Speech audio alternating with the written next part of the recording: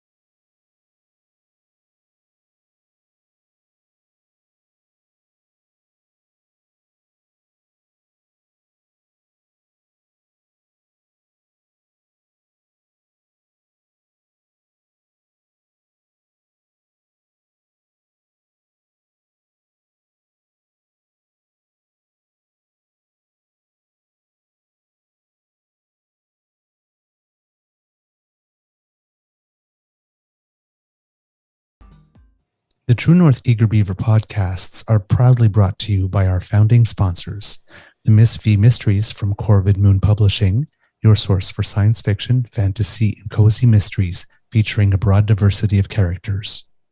CanadianTarot.com, your uniquely Canadian online eclectic tarot community and forum, and the Peppermaster, hot pepper sauces made from fresh farm ingredients to thrill your taste buds and expand your mind.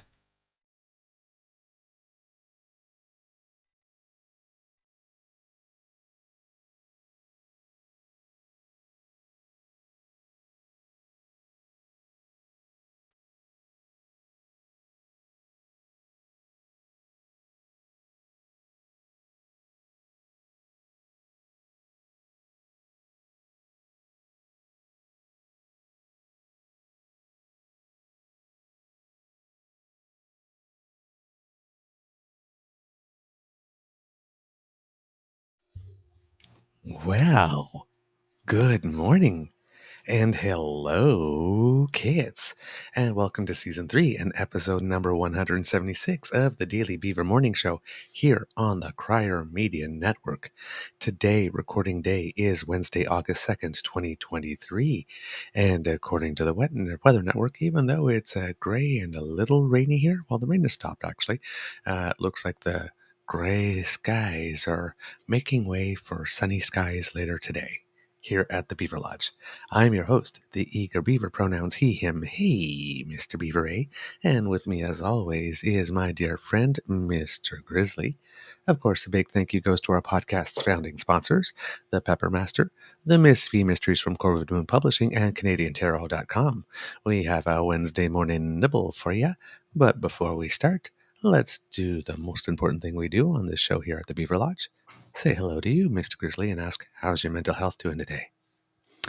Well, good morning, Mr. Beaver.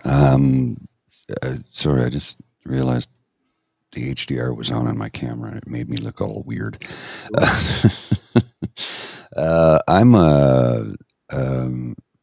I'm good now, but when I first woke up, I was in a state of existential dread and emptiness and sadness, and another night of stupid, vivid, lucid dreams that really had me.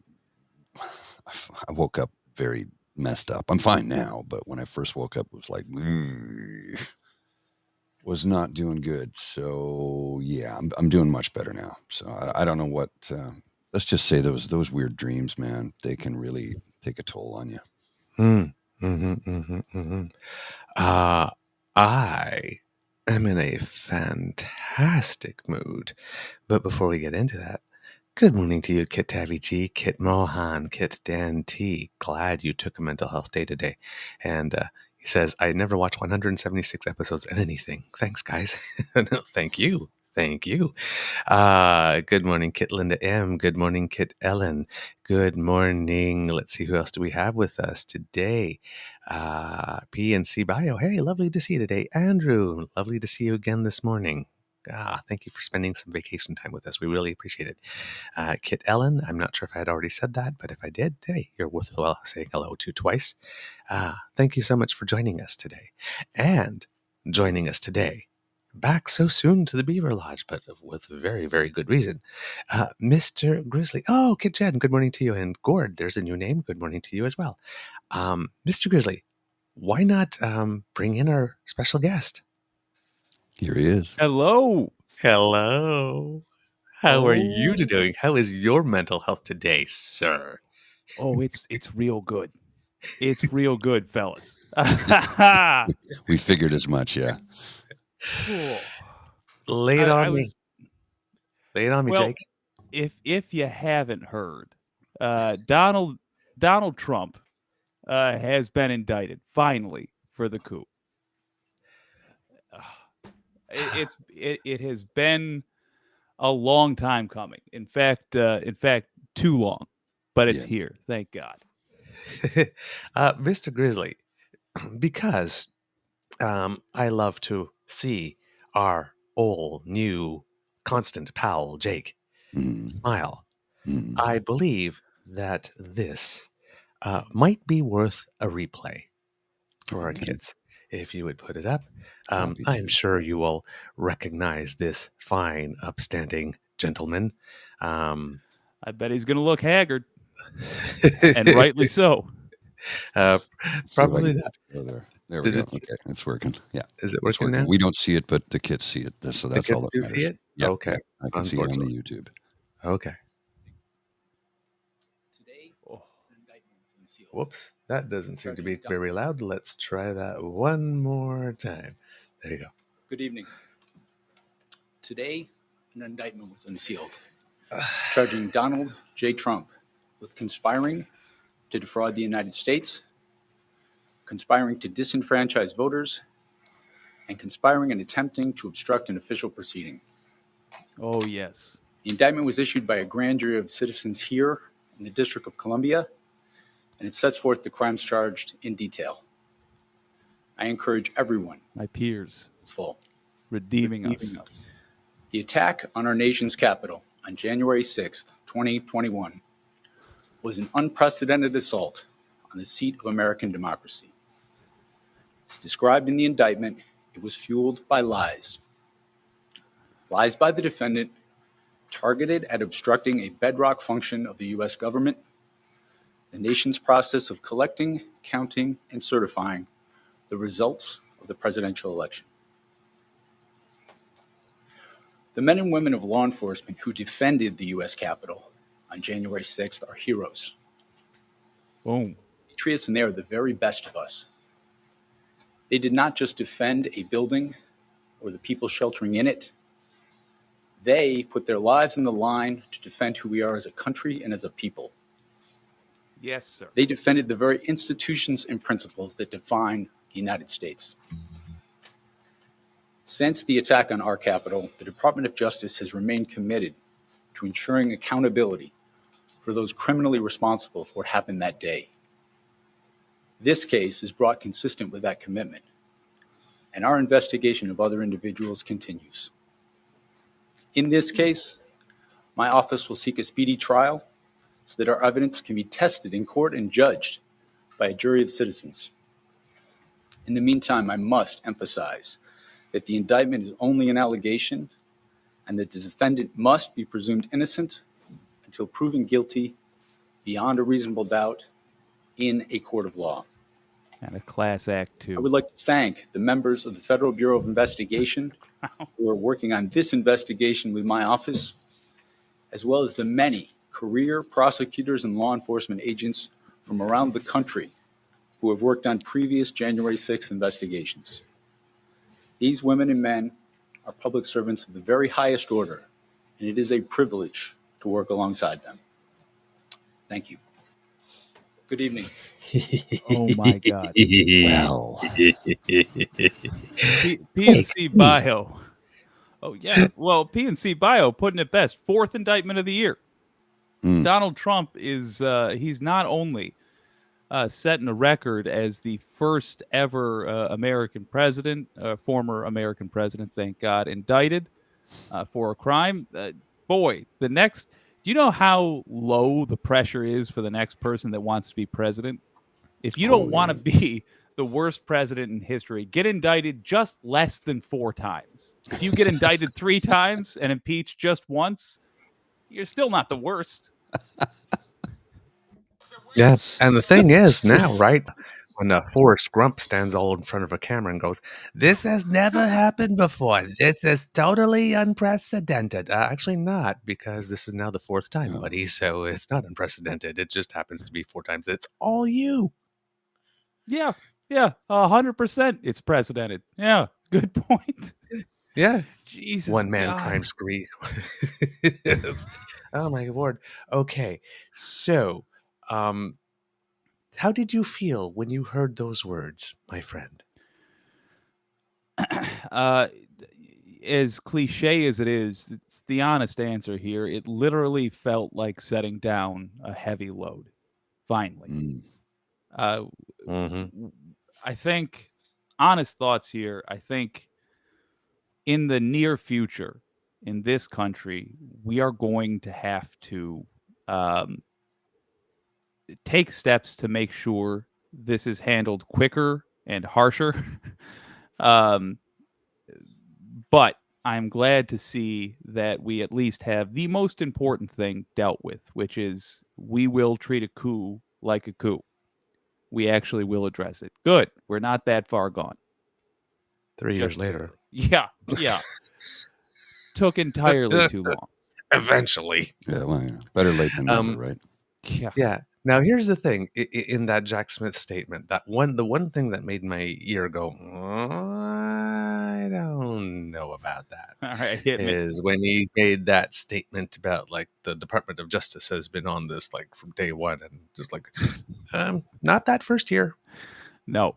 Not that first year. No. Yeah. I don't know why you would bother saying that when it is obviously clearly not the case. Not that first year. When everything was being obstructed and all of a sudden the threshold to get a warrant became like 5 times harder. Just because he happened to be president once and said he already announced he intended to run again. Yeah, it definitely speaks to a guilty conscience. I mean, the fact that it was even an option that Trump was able to talk about 2024 tells you how bad things were. I mean, his entire strategy is to become the world's most infamous panhandler and get me back to the Oval Office in time. It's funny because it's true. Yeah. So deeply sad, but yes. Yes. So, kits and cubs, yesterday, for the 4th time in history, a former president of the United States was indicted. Happens to be the same guy who was the first former president of the United States to be indicted, and the second former president of the United States to be indicted, and the third former president of the United States to be, or the first to be indicted 3 times, now 4 times, with a 5th to come because they're putting up barricades in front of the Fulton County Courthouse in Georgia. And Fani Willis says that everything is done and she's ready to go, and it is probably coming sometime between September, which means within the next 4 weeks. Let's split the difference. Let's say it's coming in 2. We'll see. But yes, the former president of the United States, Donald Jessica Trump, as Rainbow likes to call her, was charged with Title 18 U.S. Code 371, which includes the fraudulent election scheme, Pence's pressure campaign, the riot on January 6th, and using the Department of Justice to subvert the election and coax out fraudulent electors. I'm guessing that would be conspiracy to defraud the United States. Title 18 U.S. Code 1512K, conspiracy to obstruct and impede the electoral count on January 6th. I think that one is pretty obvious. Title 18 U.S. Code 1512C2, the actual obstruction of the electoral count, because it needed to be stopped when people decided that they were going to crash the party and relieve themselves on the carpets and wipe themselves with the drapes. Literally, they defecated all over the place. And then Title 18 U.S. Code 241, conspiracy against rights for one or more persons to have the right to vote and have their vote count. There's a civil rights charge in there. Now, he was not charged with 2383, which is incitation of an insurrection, or also he wasn't charged with seditious conspiracy. Of course, there is such thing as superseding indictments, and those things can come because in addition to Donald Jessica Trump, there were 6 unnamed, wink, co-conspirators. About 5 of them you can kind of figure out who they are, even though they're still referred to as co-conspirator 1, 2, and but there are 6, and none of them have been indicted yet, which goes to Mr. Smith saying that he wanted a speedy trial because if you decide to present your initial case without talking about any of those messy co-conspirators and whatnot, then you don't have other people to bring along who can all then file their own reasons for delay of the next trial. And again, no insurrection, no seditious conspiracy. And a lot of these charges are like the documents case, just press play. Oh, yes. Because when we said first, Lordy, there are tapes, who knew that there would be so many tapes, so many perfect calls, all caught on tape. All my perfect calls. It's shocking to me how much evidence there is. That's really why we need to make sure this stuff is handled earlier. As I've been telling my audience, like, this can't be that difficult to prove. We can't need it to be this blatant in order to get a conviction. We will only have so many treacherous villains be this incompetent. We got lucky that when we were tested, the answers were basically right at the bottom of the page. Boo. Yeah. So I gotta chime in on one please. thing. Yes. I'm made nervous by the lack of sedition charges, if I'm honest. And me too. Yeah, and I'm hoping it's superseding. Yes, that is a really good point. Once they charge the co-conspirators.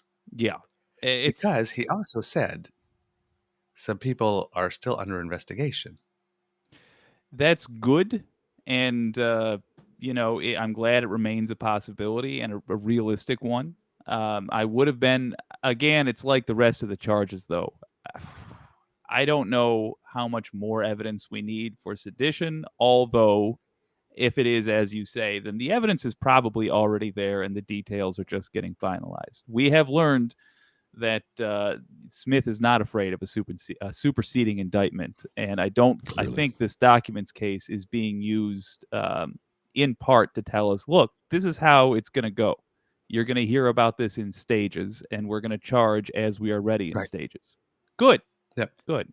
Because the important thing, right, is get him charged and convicted on what you can. Yes. Now.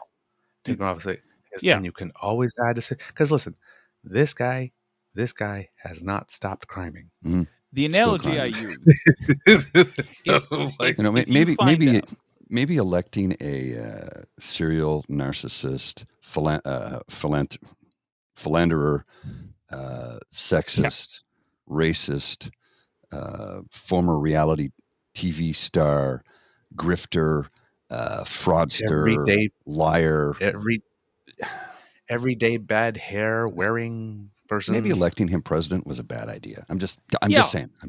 Turns out, I mean, who would have seen this coming except for everybody on Earth, the entire planet yelling at us? What are you doing? Stop!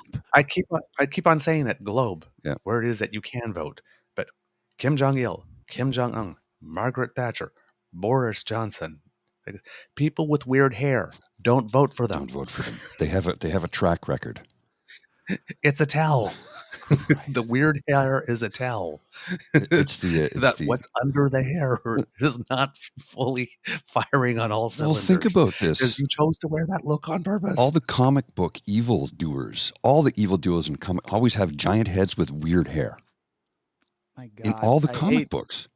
I hate how accurate this is, but it's totally accurate. check the hair It goes first. If outward. the hair Phil is weird, Spector. run the other way. Yeah, exactly. So, among the co-conspirators, we assume that co-conspirator number 1 is Rudy Giuliani.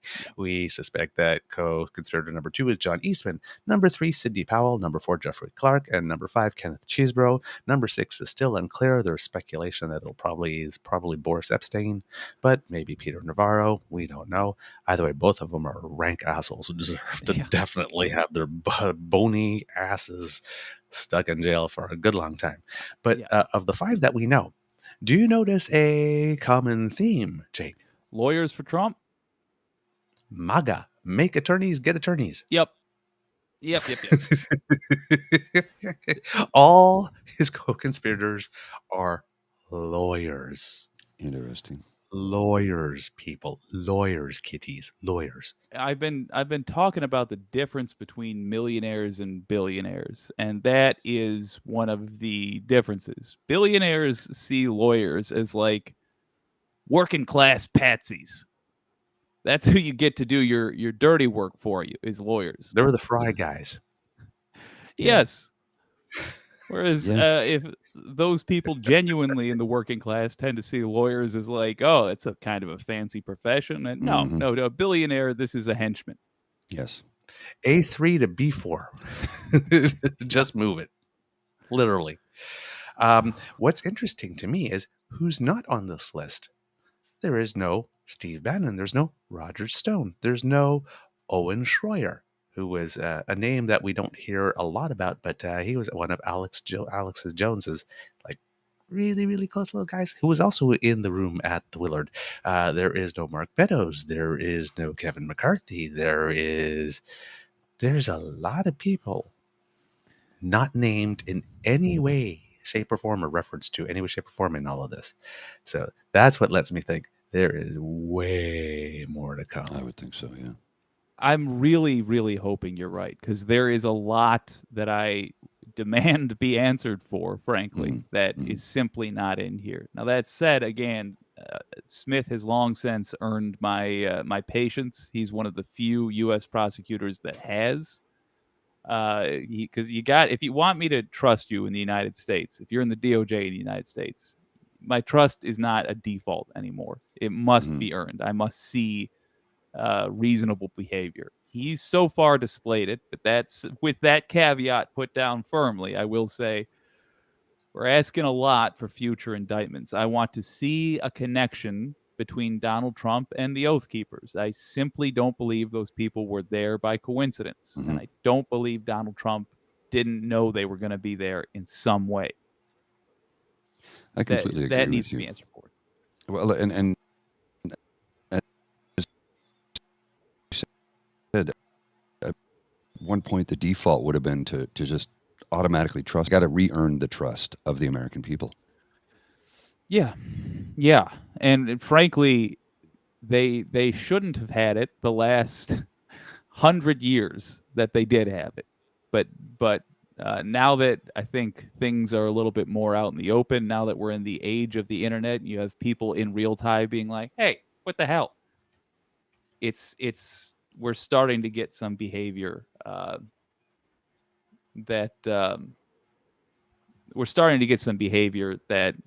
is actually living up to the reputation for not letting politics get in the way. Good. We're there. Yep. There is I can't do what you're asking me here, Mr. Grizzly. There's a new campaign sign for Trump. I don't know if the kids can see it. Hopefully on the screen. We're having a little trouble with our screen. What shows up on our screen? Yeah, it's not just good. No. Yeah. We're all getting that same thing right now. I don't know. It's a weird thing with Restream as of late. It is showing up in the feed though, so it is a poster. It is a Trump poster that says Trump 2020, and somebody crossed out the last 20, so it just says it's written 20 to life. There we go. Oh, life. Take that, I you love bastards. Yeah, exactly. Now, interesting. The presiding judge in the Trump case in D.C. is Justice Chutkan, who is a Barack Obama employee and appointee. And Judge Chutkan gave the Orange Menace, the Tangerine Tornado, Mango Madness, President Pumpkinhead, thankfully former President Pumpkinhead, until tomorrow to show up in her courtroom to register a plea.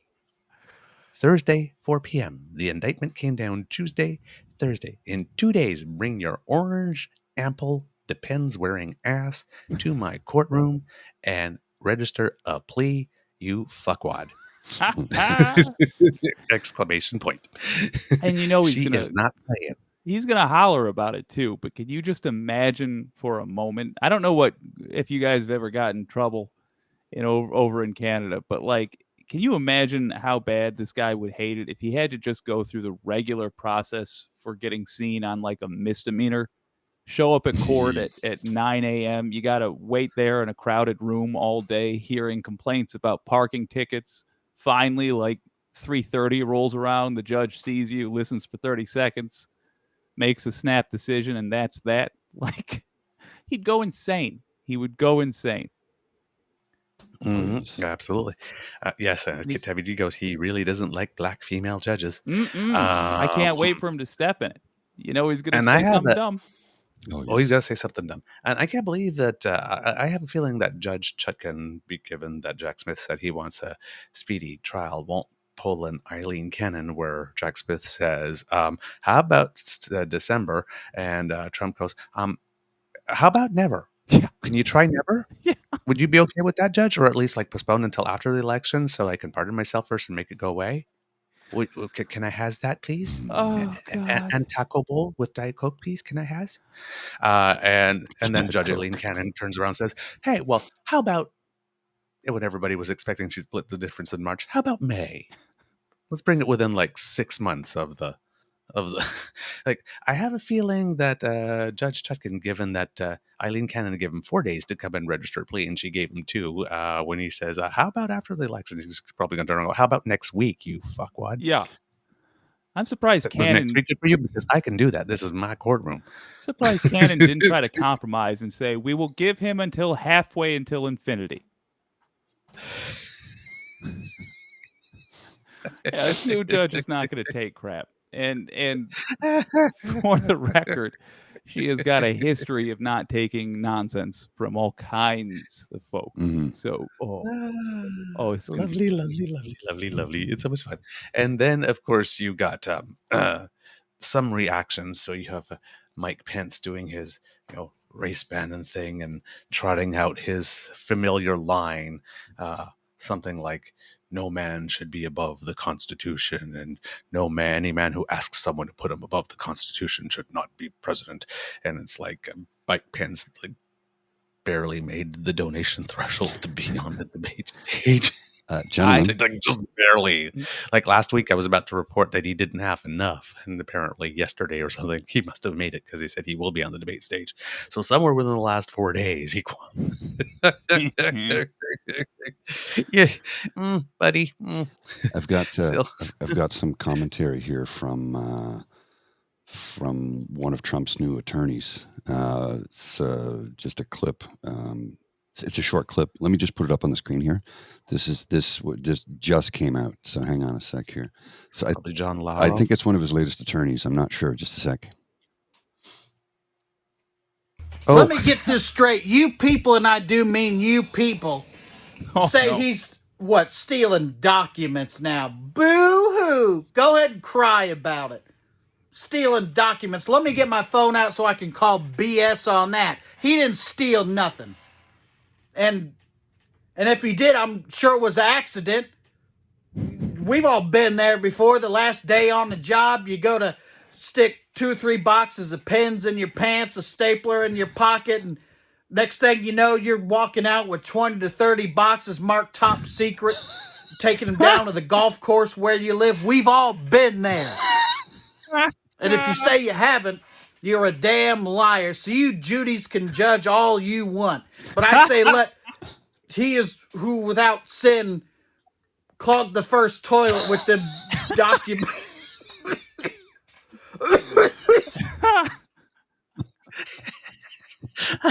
Use with that Golden. sin clog the first toilet. That's comedian Brent Terhune. I've been following him for a few years. He first came to prominence, I think, back in 2020. Like, he's been on the scene for a while, but he really got a big audience on TikTok when he started talking about the coronavirus.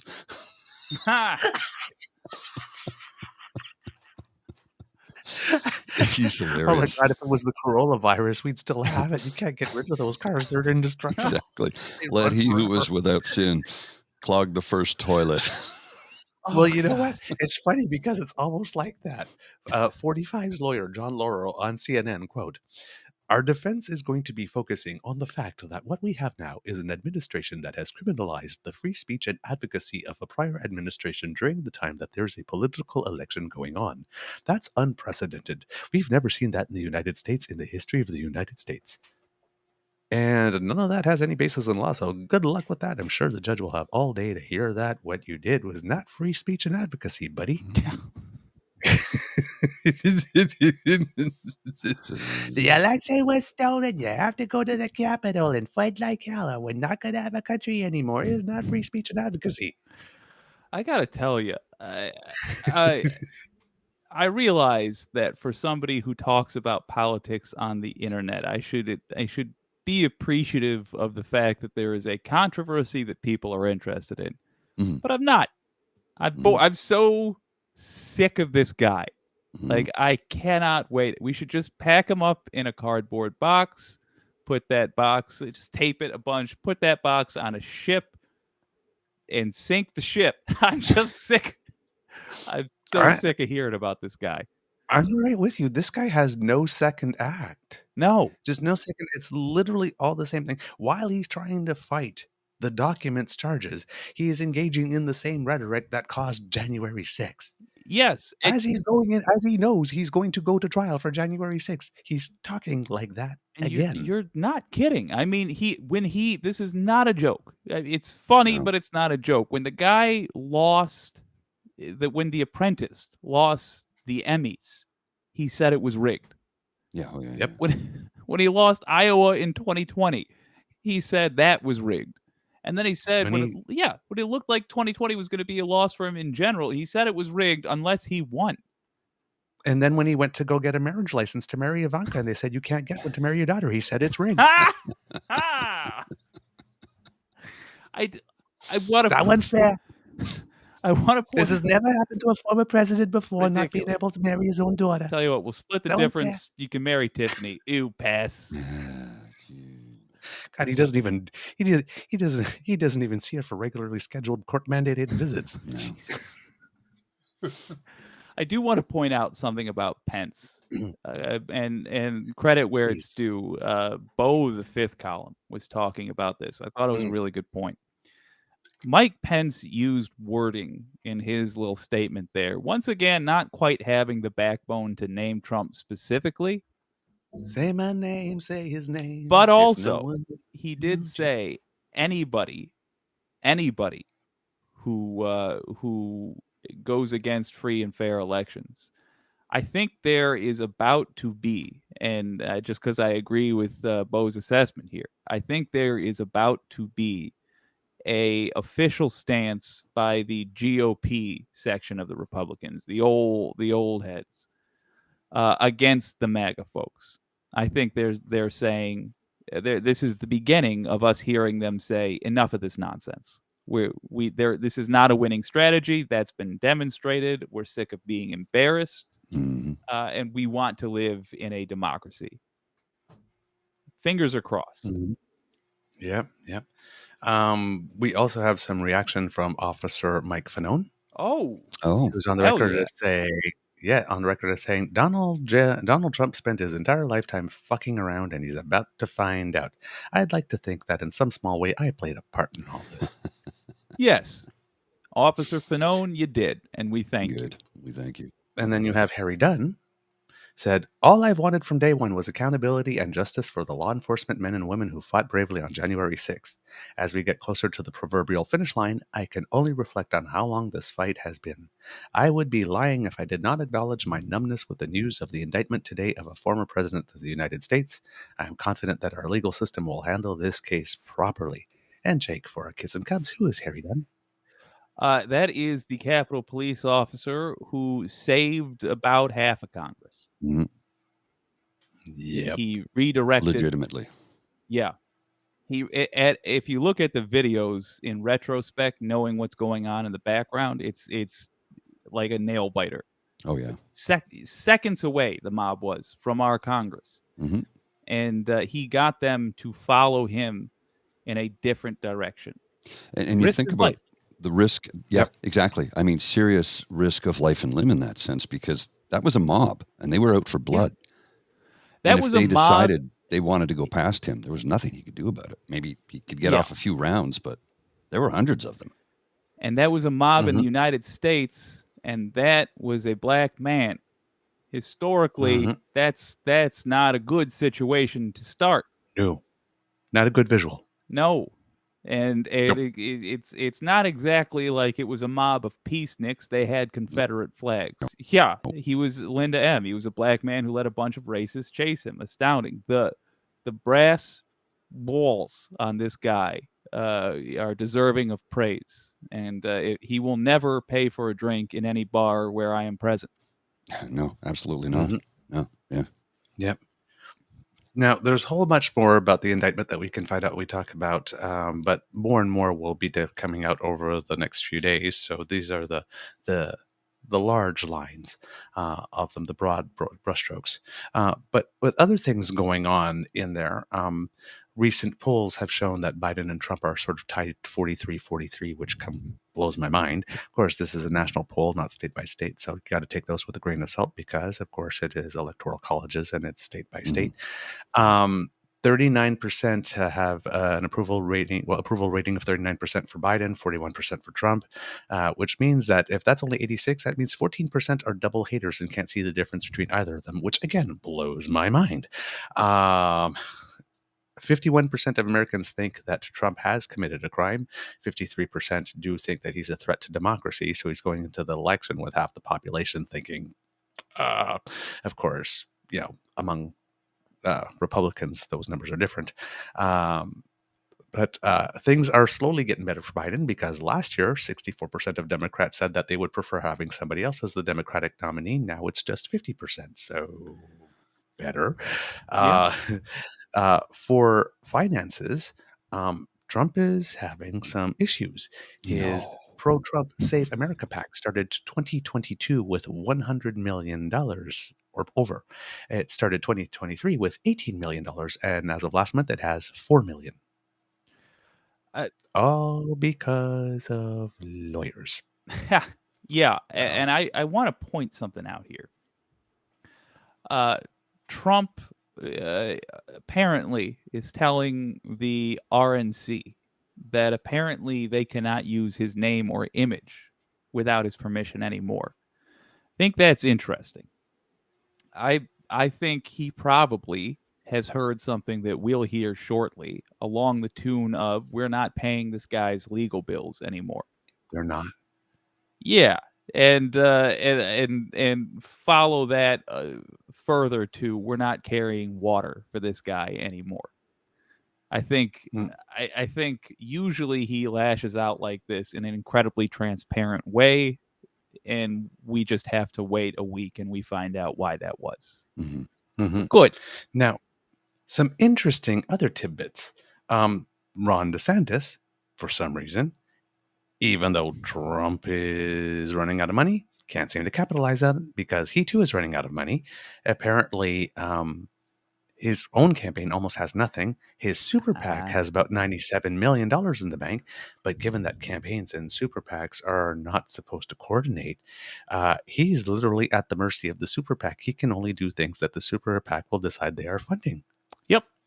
So he's not even in control of his own campaign at the moment. He's got to dance to the tune the super PAC is calling. So if they want him to board a bus and go to Tallahassee and go shake some hands with people at a seniors residence there, he's got to do that, or he's got to generate his own campaign event. I hate to say it, but that will probably help him. He is such a bad campaigner that he might actually do better if he only does what a group of shady, powerful people say to do. Probably. And the thing is that he's not doing good on the small donors. Apparently, most of his money was raised from just 4 entities. Good God. Wow. And on the other side, Chris Christie.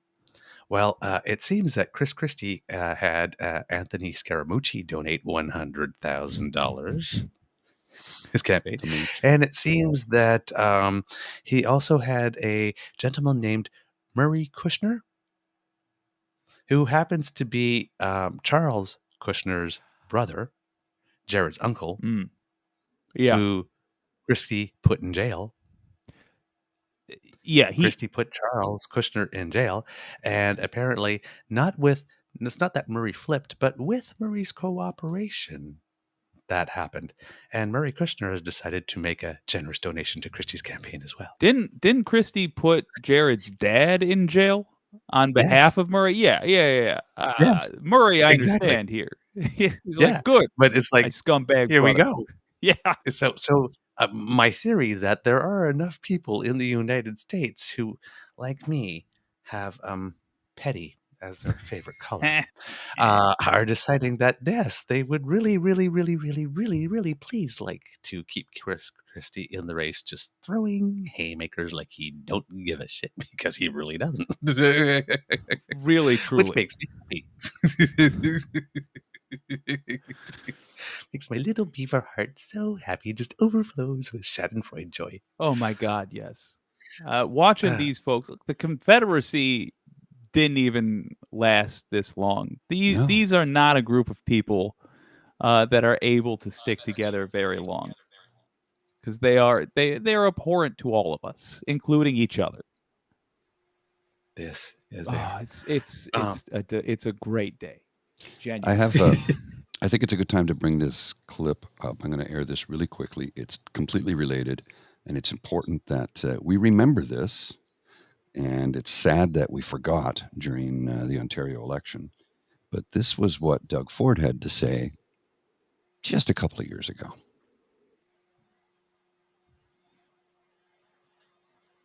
If the video will play. So you've actually met Donald Trump. Yes. With your brother Rob. With Rob, when he opened the Trump Tower in Toronto. Are you still a supporter of Donald Trump? Absolutely. I wouldn't waver. Like the GOP's wavering, I wouldn't waver. Good time to remember that. Sure you want to stick to that there? Jesus.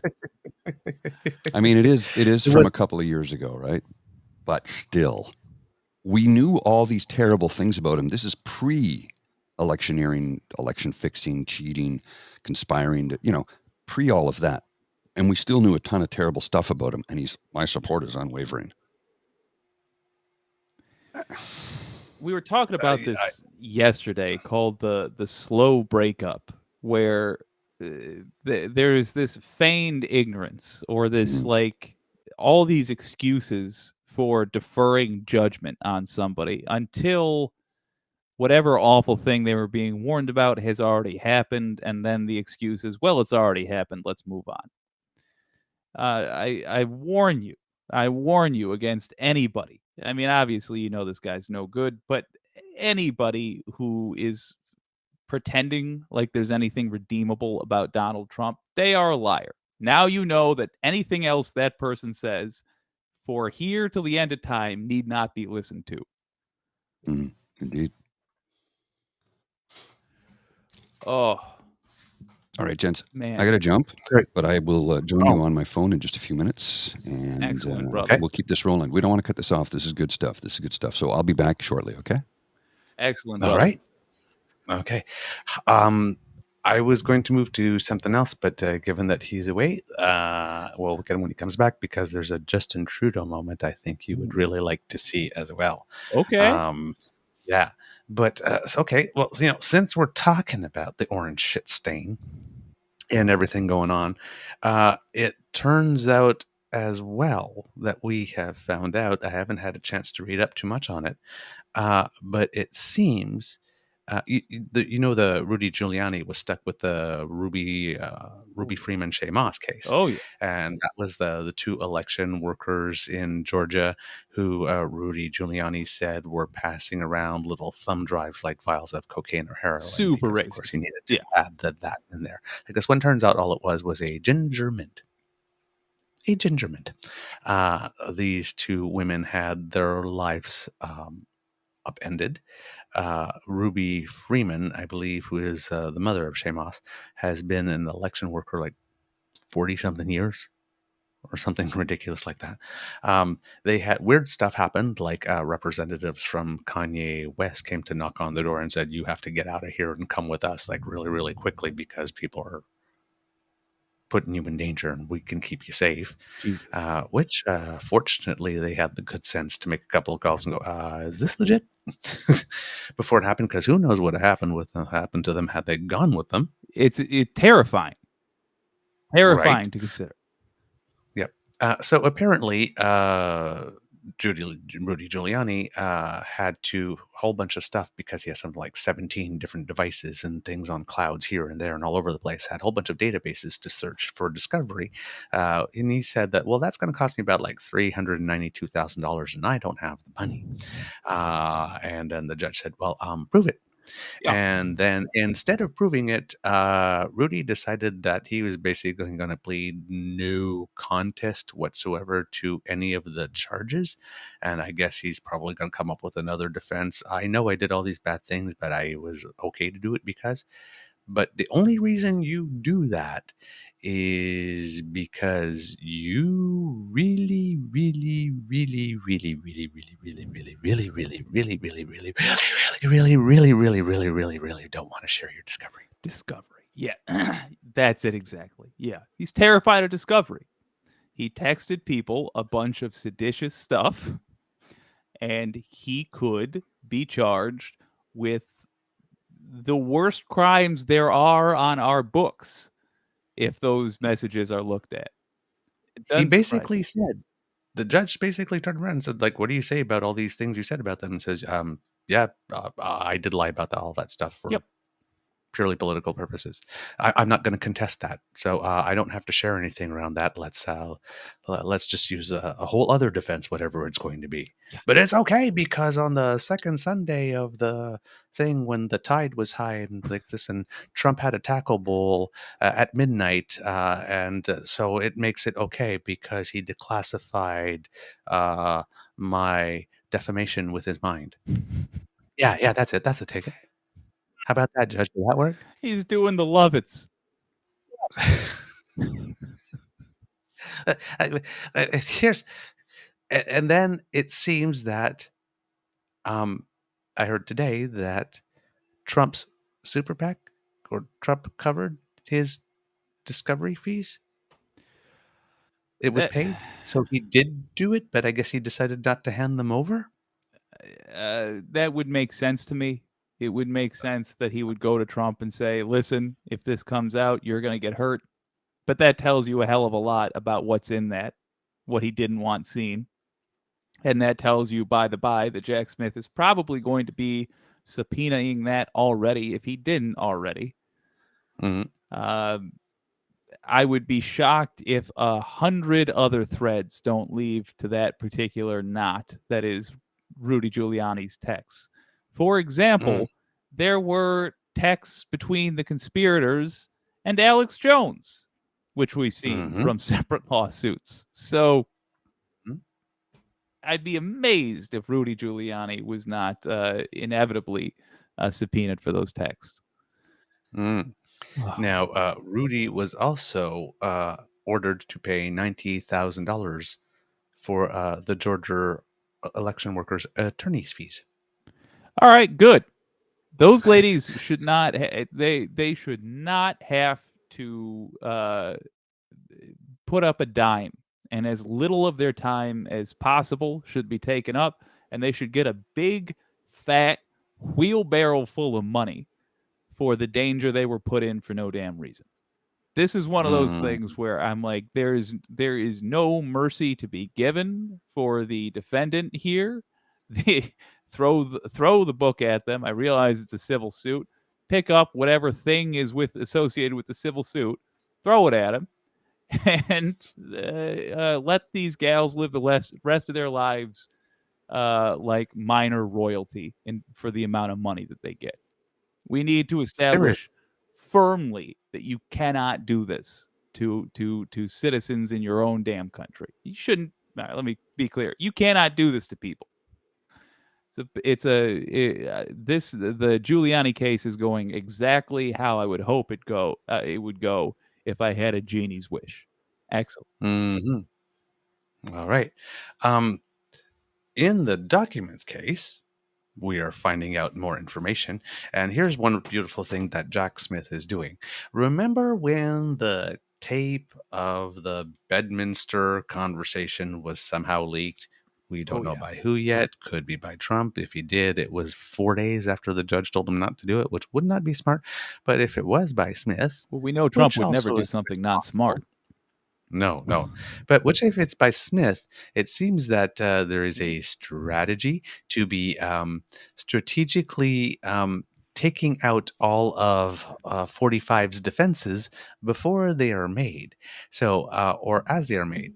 Because when that Bedminster tape came out where you hear that paper rustling, then, well, Trump's excuse, I'm guessing this might not have been his first draft of his excuse, but it was that the papers were fakes and that he was essentially lying to the autobiographers at the time, that he didn't really have those documents. In fact, such a document did not exist. And then we had the superseding indictment the other day that says, yes, you are being charged with the willful retention of this particular document that you said does not exist. I mean, my God. I am starting to feel like a professional wrestler, like leaning on the ropes, like, let me hear it. The charge I know is coming. Yeah. Woo! No, there is no such thing. It doesn't exist. I never did that. Really. Charge number 32. The document you said doesn't exist. We have it. There you go, bitch. Jack Smith. Rope bounce. People's elbow, you son of a gun. Right there in the charges. People's elbow. Ooh, the Garland suplex. Oh, that's gonna leave a mark. Oh my God, Garland is such a little nothing. He's the guy running by the side of the ring, going, oh. Jack Smith's up there giving Trump chin music left and right. Fonnie Willis comes up with the folding chair. Wow. You might need this. Here you go. It's like, the folding chair didn't do it. How about this 2x4? Oh yeah. Wait a minute, what's that sound? It's Alvin Bragg. Somebody revive Captain Lou. These Goonies are not good enough. Oh my word! Holy crap! Look, if there's any question as to whether or not this was the biggest trifecta of nerds on the internet, us geeking out about the prosecution in a political case, visualizing them as WWE folks, that's peak right there. Call the Undertaker. We got one for you. Yeah. Look at me. I makes the wrestling jokes. That's Bernie, hands down. You hear the ding and you're expecting a mountain of a man. You've got this old Vermonter adjusting his glasses, ding dong, and etc. Anyway, I'm here to talk about the potential for universal health care. Ring that bell. Ring out the girl with the card. So, ding dong, etc. and so forth. Let's talk about health care. Just like, all right, with the I smoke, love enough. that. I love that man with the mittens. Yes. Yes. Remember that song "Lucas with the Lid Off" back in the day? I don't. Lucas with the lid off. It's definitely. I'm not going to try and sing it. It's a really, really funky song. All right. It's by a guy named guy called Lucas. Called Lucas with the Lid Off. Really listen. I don't know if it made it big in the States, but it was like a #1 hit here way back in the 80s. What's the deal? Do you remember Lucas with the Lid Off? It was a sample. Yeah, it was a sample from a song from the 1920s, a ragtime track. Yeah, it's really, really good. Yeah, it has like a Charleston ragtime thing, but it's like Bernie with the mittens. Boop, boop, boop, My mind works in weird ways. Who would have thought that the symbol of hope for an entire generation would have been a crotchety old socialist with homemade mittens? But by God. he is viewed. He's lionized, and rightly so. He is viewed and cherished for being a grumpy old so and so. And it is my one. It's my greatest aspiration to get that old, and to be that humble and that correct about how politics ought to go. A lovable curmudgeon. I aspire to the same damn thing. That's what I want to be when I grow up. 100%. Fellas, I've been working. I've been working Yes, on you've a been working hard. concept. Well, thank you, first of all. And, Yes. I'm not sure exactly how to say it, but I'm so glad that there's an opportunity to hang out with you, because I'd love to like workshop this a little bit. And I'm hoping that by expressing my feelings to you, I can work through it. We're all about feelings. Bring them on, my bud. Let's do it. Hunter Biden is the fail son of the Biden family, if we're being honest. Yes. Now, I have a certain degree of sympathy because I am that proudly for my family. I'm delighted that I'm like, just a lovable degenerate, but my kind of people. Yeah. But what bugs me, I'm le mouton noir. I like that. I like that a lot. I'm gonna say that it's like drinking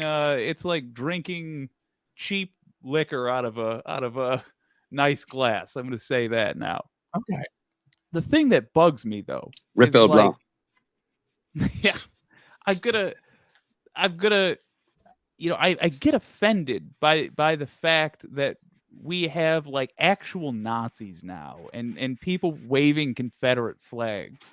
And the concept that I feel that I don't exactly know how to express is that like those of us from the gutter are somewhat defensive of the gutter. Like I look at these degenerates, I want to be like, occupy.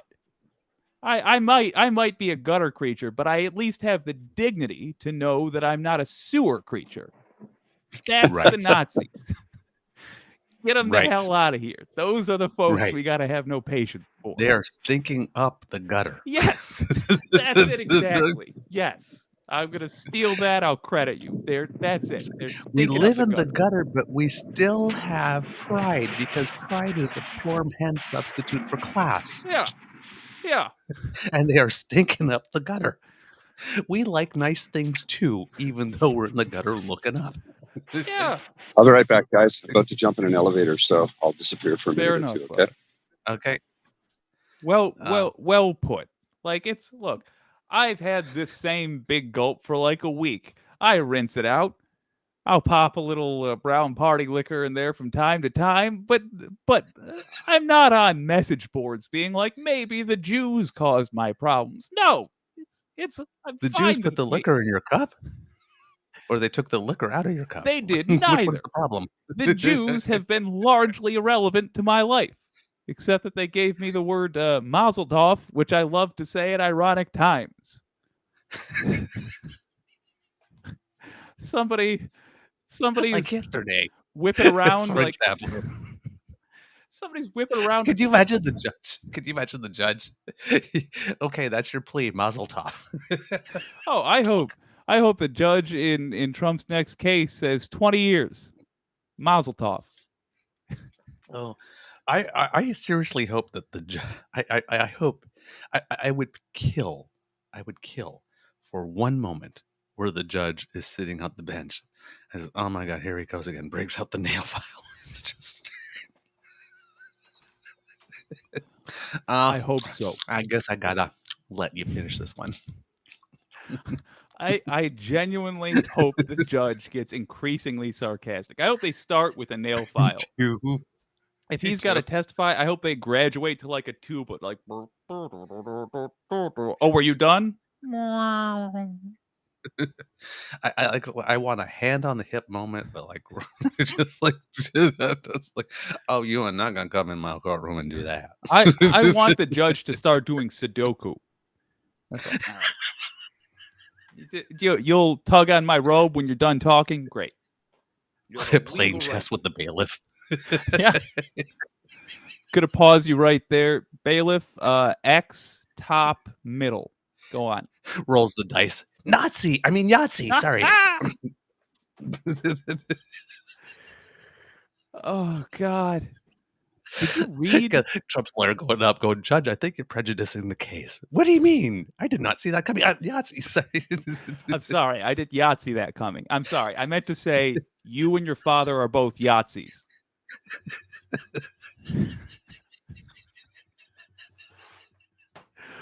This effing guy. I wish. If I had the ability to resurrect anyone, it would be any random World War II veteran. Oh man.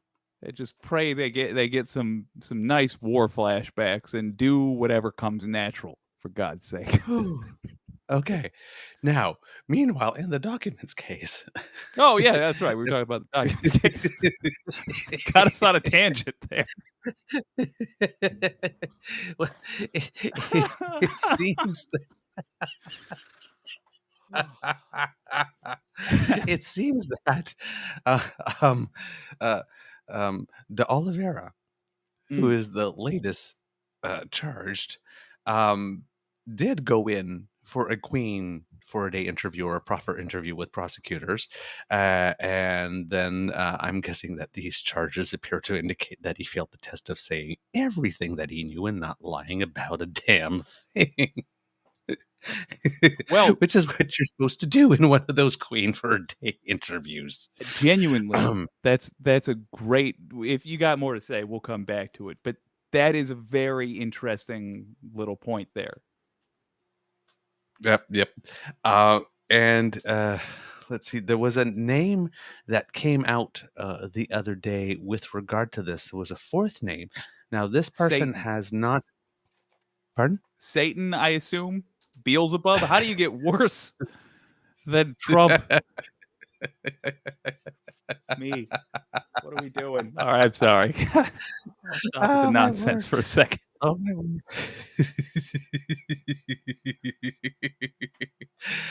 Some guy named Yuscil Taveras.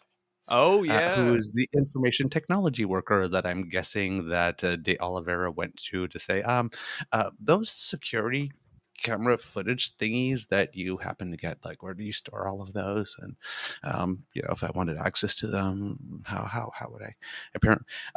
Apparently that guy has not been charged yet, it seems, but his name has come up. So I'm guessing that he may be the person from whom Jack Smith got the security footage of Nada and Oliveira moving boxes the day before the prosecutors came to come and look for them, and actually moving boxes onto the damn plane so that Trump can take his cherished boxes to Bedminster with him. All right. And then apparently de Oliveira lied to the FBI about not knowing where those boxes went. Now, darn Even though they had him on camera actually moving them himself. So the boxes were in his hands. We know they're in your hands. You don't know we know they're in your hands because you don't know we have the video yet. But you're telling me you have no idea where they went when we know where they went because they were in your damn hands. First of all, in response to an audience member of yours. Oh, hello. In response to an audience member of yours, and look, the folks in the live chat will get it. The answer is, not entirely no. But it's fine in Michigan. But Yuscil Taveras is a shocking development to me because we frankly knew about this guy, and he,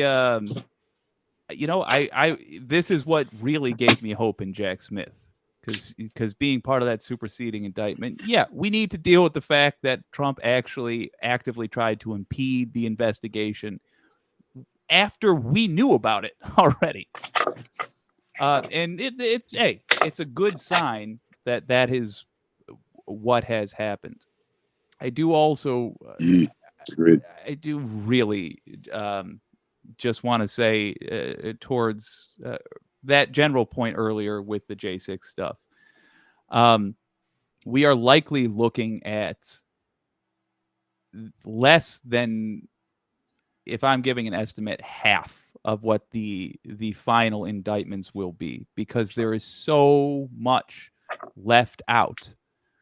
But I think we have a long ass trial ahead of us, and I mean that for multiple trials. So I fully expect that we are right now just hearing the highlights, and as you were pointing out, Rudy Giuliani had the Queen for a Day treatment, and shortly thereafter, we got this indictment rolling out. I wonder if that was him confirming things they basically already knew and coming up with an agreement to say it in a court of law. I think the timing of these things, in other words, are very much related. And I think when we look back on the histories of this, they will say, yeah, this thing was ready to go. And then they showed Rudy what they had, and Rudy said, okay, I'll flip. Well, Rudy did say, he's on the record as a long time ago, saying that he did have an insurance policy. And given that he is a prosecutor and has prosecuted mafia type cases, and 45 is kind of a wannabe mob boss, he knows when is the last possible moment that he can do all this criming and pull the ripcord and still get off scot-free. Can we say wannabe? And that was probably the moment. Is it really wannabe anymore? It's an organization, no doubt about that. He got people killed. No doubt about that. Whether you believe it was criminal or not, his speech on January 6th, people died. Yep. There are cash rewards for this guy for breaking the rules.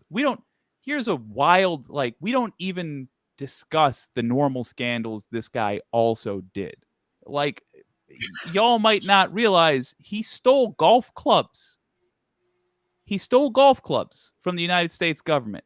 I think Shinzo Abe, when he was still sucking in air that decent people could have used on Earth, he gave the United States, via a gift to the president, golf clubs. Those are currently missing. Donald Trump, apparently, has been spotted with them since then. That's it doesn't even show up on the radar. If any other president had done that, that is all they would be talking about all day, every day, till they return the damn things. Yep. We're in bizarre times, man. But this is healthy.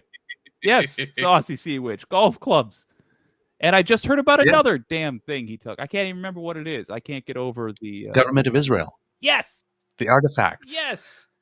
An Israeli... Apparently he was given gifts by some guy in Israel that apparently are national artifacts that apparently never even made it to the Oval Office or White House. They just stayed at Mar-a-Lago. Now, apparently this might be the one time that it wasn't Trump. Maybe. That someone actually gave him something, said it was from this place, said he could have them, so he kept them, and then the sort of National Treasures Board or whatever you call it of Israel, sort of that. Yeah, we need those back. Well, those should have never been there, and if they were stored someplace, they should definitely not have been stored at Mar-a-Lago. Those were supposed to be on display at the White House somewhere. Yeah. First of all, when you're acting it depends when they gave them. That's true. If they gave them post-presidency, then whatever. But and what the guy told him when he gave them to him too. Well, yeah, but it doesn't matter what they tell you when you're president. You cannot take a box of chocolates without the U.S. government giving you permission. You can't take a glass of milk that expires tomorrow. That rule is fast and firm, and it's there for a reason. It's specifically to prevent people like Trump who take bribes from taking bribes. Obviously, he didn't follow these rules, but the fact that we're even sitting here wondering is bizarre. Mm-hmm. And we didn't, it's not like we ever in the past held our presidents accountable for anything, but like the presidents used to be afraid that we might.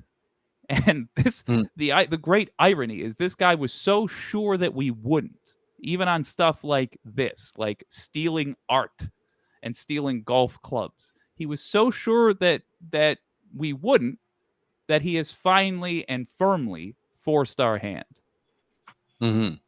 Now, apparently, he has returned the oil lamps and all that kind of stuff. So this one, he doesn't give a the damn government about of Israel had an easier time getting the oil lamps back than the government of the United States has getting its documents back.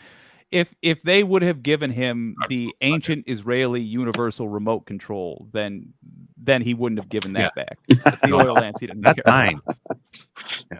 Speaking of people with ethical problems who have no problems taking things that shouldn't probably be delivered to them, lawyers who had business before the Supreme Court apparently paid money to a top aide of Justice Clarence Thomas via a public Venmo account, according to The Guardian.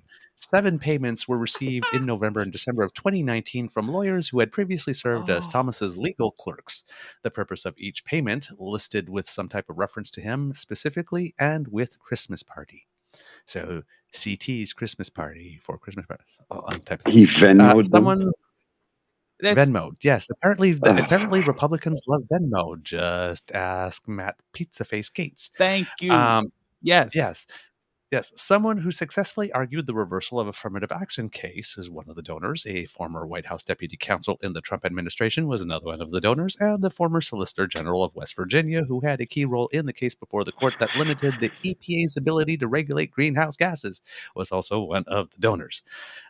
People are also wondering about the access that Justice Clarence Uncle Tom has been giving to the Horatio Alger Association, a group of ultra wealthy people who dole out scholarships. Apparently,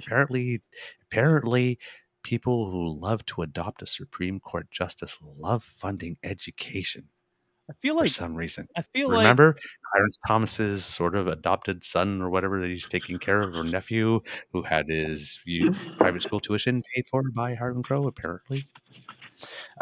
Then it seems that Sheldon Whitehouse is proposing an Ethics Recusal and Transparency Act, and it seems the Supreme Court justices are going, no, thank you. We would rather not. Sheldon Whitehouse is on quoted as saying, "We are in a very peculiar environment at the Supreme Court with multiple right-wing billionaires. By my count, we are up to 6 right-wing billionaires who are in various ways seeing to the care and feeding of so far 2 United States Supreme Court justices.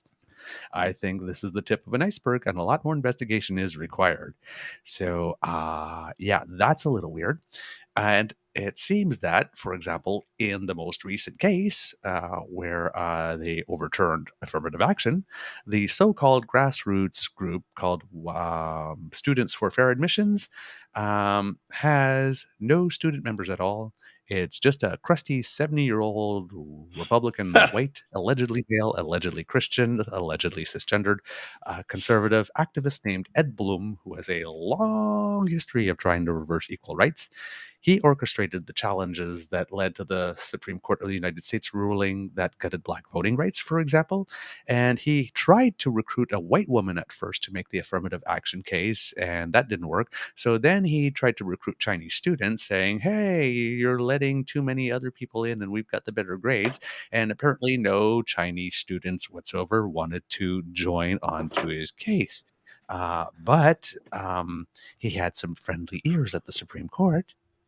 So he presented it, and it was heard, and about 50, God knows how many years of legal precedent was just overturned like that. Wow. Irony. Now, Thomas is apparently on the record as saying he stopped reading the mainstream news. Oh, yeah, that's a shocker. Many years ago, this guy named Michael Kirk, You're who telling me the husband of Ginny Thomas doesn't read mainstream news? No. Apparently, yes. And now he relies only on at that time, he relied only on two sources: his wife, Ginny, and Rush Limbaugh. Oh, good. And he had his staff record the show for him. And he and Rush became really, really good friends. So the one thing he absolutely made sure, the Supreme Court justice that he listened to every day, staff, please record this, is Rush Limbaugh's show. I guess I'm going to cut myself off. I'm a Supreme Court justice. I am supposed to be open to the world and take in all the information and know what's going on so I can deliver wisdom and justice tempered with mercy.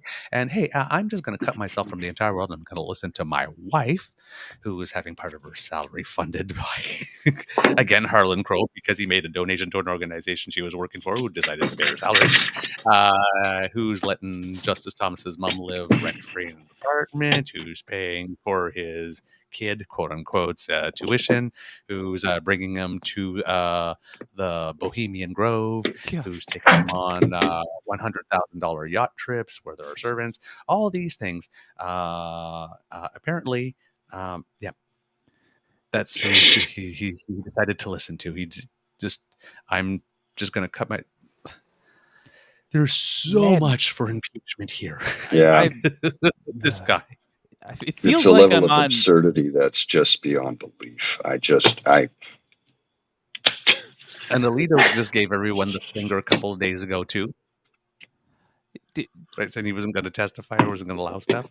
I gotta tell you, I have so much sympathy with like a German citizen in 1939.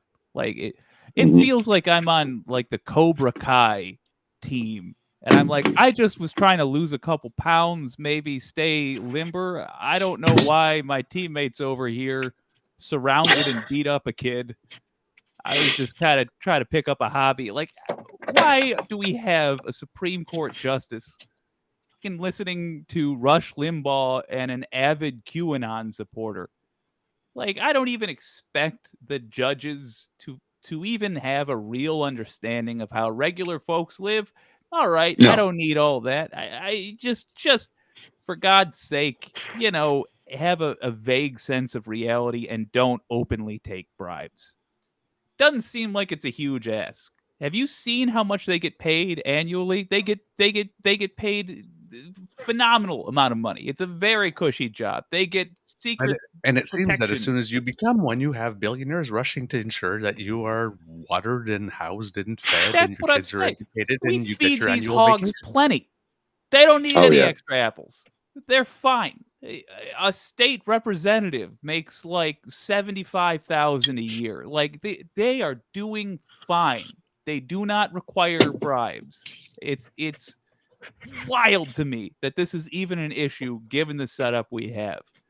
Greed absolutely cannot be underestimated. But yes, they live in a bubble. They simply they are not required to interact with the rest of us, and so they don't. And I think possibly the biggest change we need to make in this country, if we are going to get to a place where I could pop out of my friend's podcast and not feel like I have my hat in my hand saying, I'm sorry, we're working on it. The biggest change is going to have to be that these goddamn monsters, they'll tone it down with the cursing, but these monsters need to be forced to just be in our presence. They have to. I don't care if it's like laws that require they walk amongst us literally or what, but this class, this ruling class that we have designed for some freaking reason needs to go away.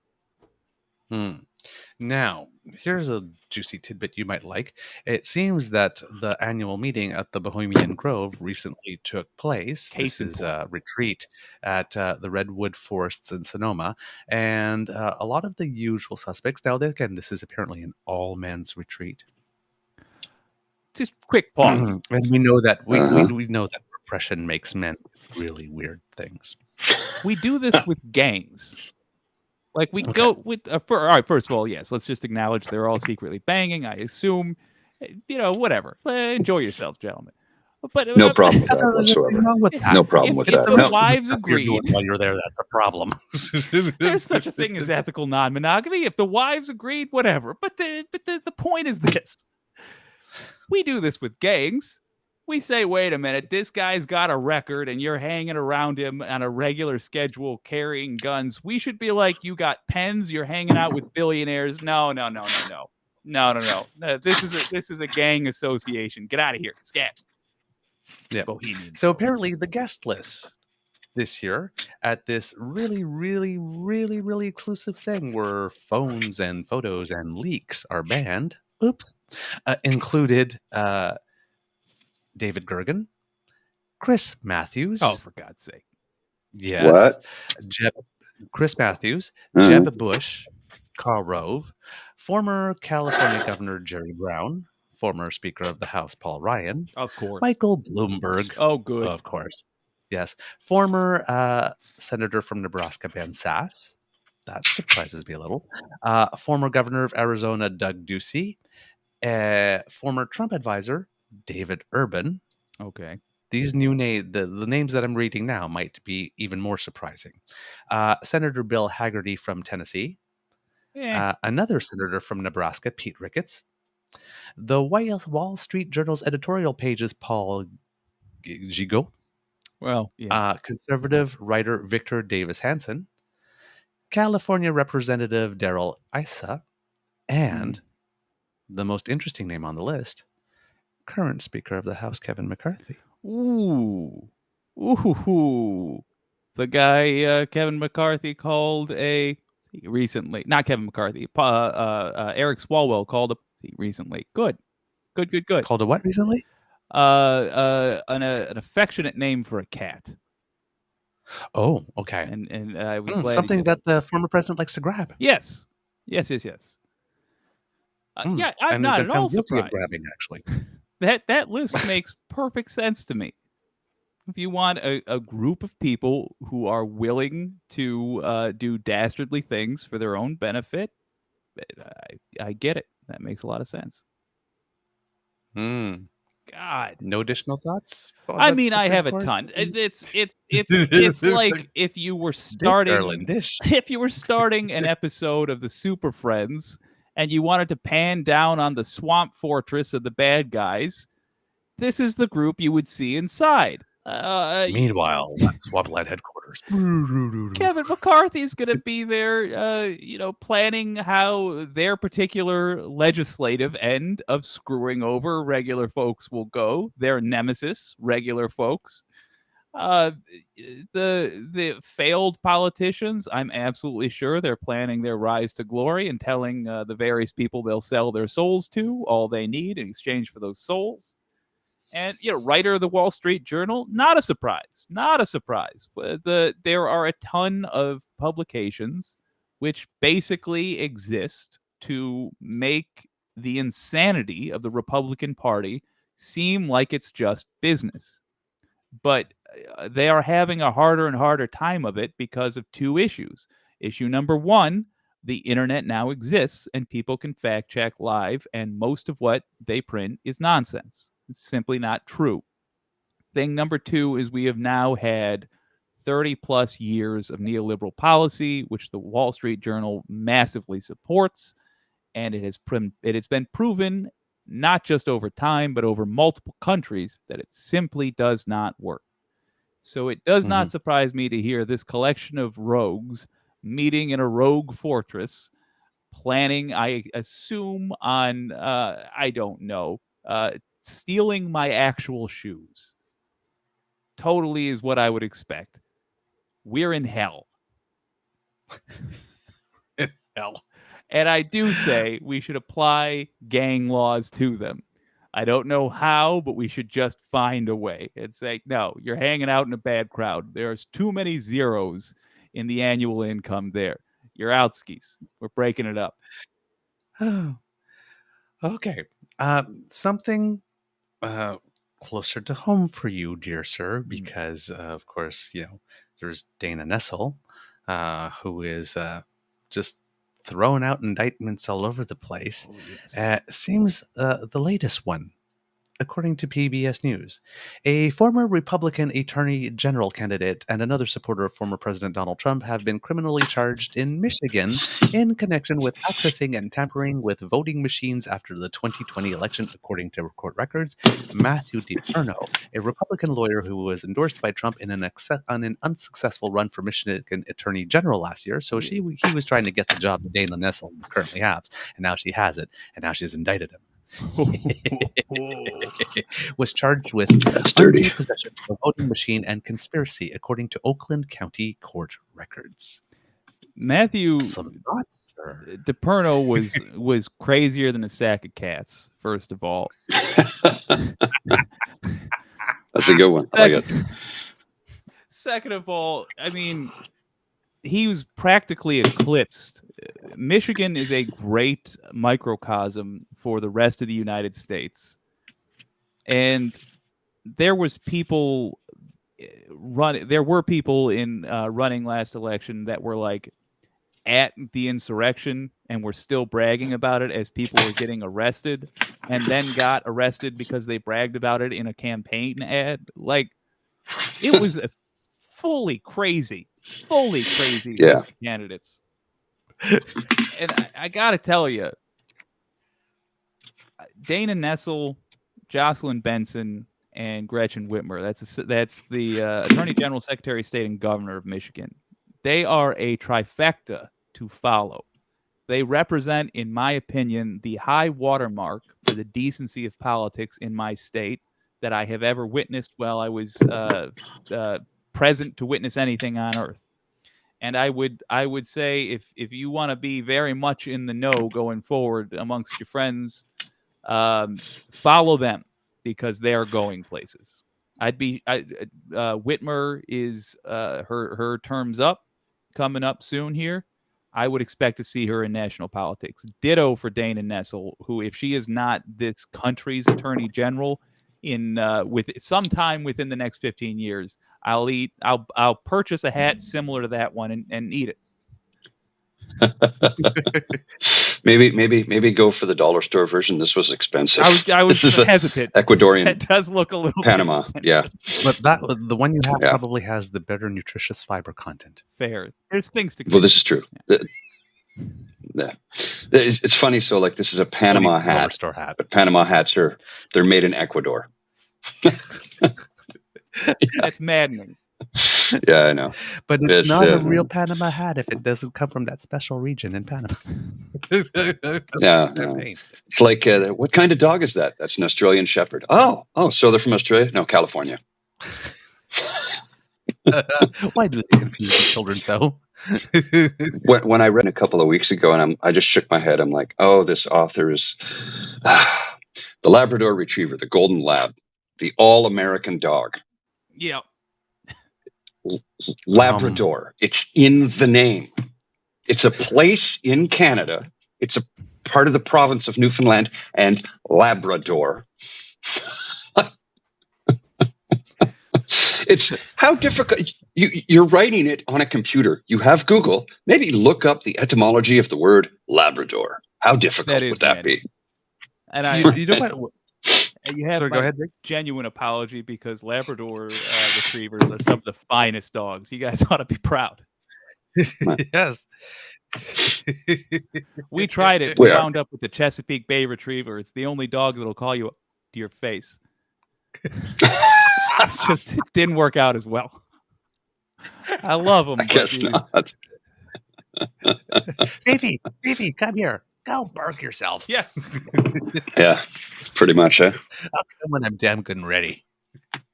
Okay, Mr. Grizzly, we have an asset to put up if we can. Let's see if I can do that. Hang on.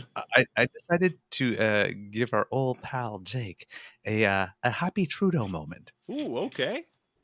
Now, you remember, Mr. Grizzly, yesterday we showed a clip of Trudeau during his, media availability. Turns out it was something that lasted about 45 Doesn't minutes. look like I can do it from my phone, sir. Oh, no. Okay, well, we'll play it. Sorry. We'll play the audio. But okay. I'll play the audio. We won't get the visual. I'll bring up my standard picture of Trudeau, which I do pine over about once a week, so I'll have a visual aid myself. You can't have him. He's ours, and we don't have term limits, so you can't have him until we're done. Damn. All right. Oh wait, no, I Hands can. are I can do it. I can do it. Can do Okay. it? I can do it. Oh, all right. Yeah. Okay. Oh, Okay, here we go. This Oops, hang on. is damn, that's impressive. It's slow. this is literally 4 minutes and 23 seconds of True Daddy. True Daddy is back. He brought out the dad voice. I'm going to have to sit back and watch the entire 45 minutes of this thing because I'll listen in the the background clips because I'm that we busy. showed- Okay. Yeah, the clips that we showed yesterday were fantastic, and then this one came up on top of that, outside of that, and I was like, why wasn't this the one that was shown everywhere? So here we go, talking about Pierre Poilievre's strategy of basically being the world's most negative and dour person. You've spoken a lot during this press conference about Pierre Poilievre, and you've used multiple answers to kind of go after him and his policies. He's been going after you for a long time on this issue of inflation, affordability, and of course, housing. You just shuffled your cabinet, you elevated Sean Fraser to housing. Is there a recognition, perhaps, or a sensitivity on your part that he has tapped into something that people are very concerned about? And do you feel threatened now by his leadership? No, what is of concern to us is the fact that there are so many people having trouble making ends meet. And that's why we moved forward over the past year with significant investments to help Canadians. Investments like ensuring that kids under 12 have access to dental care.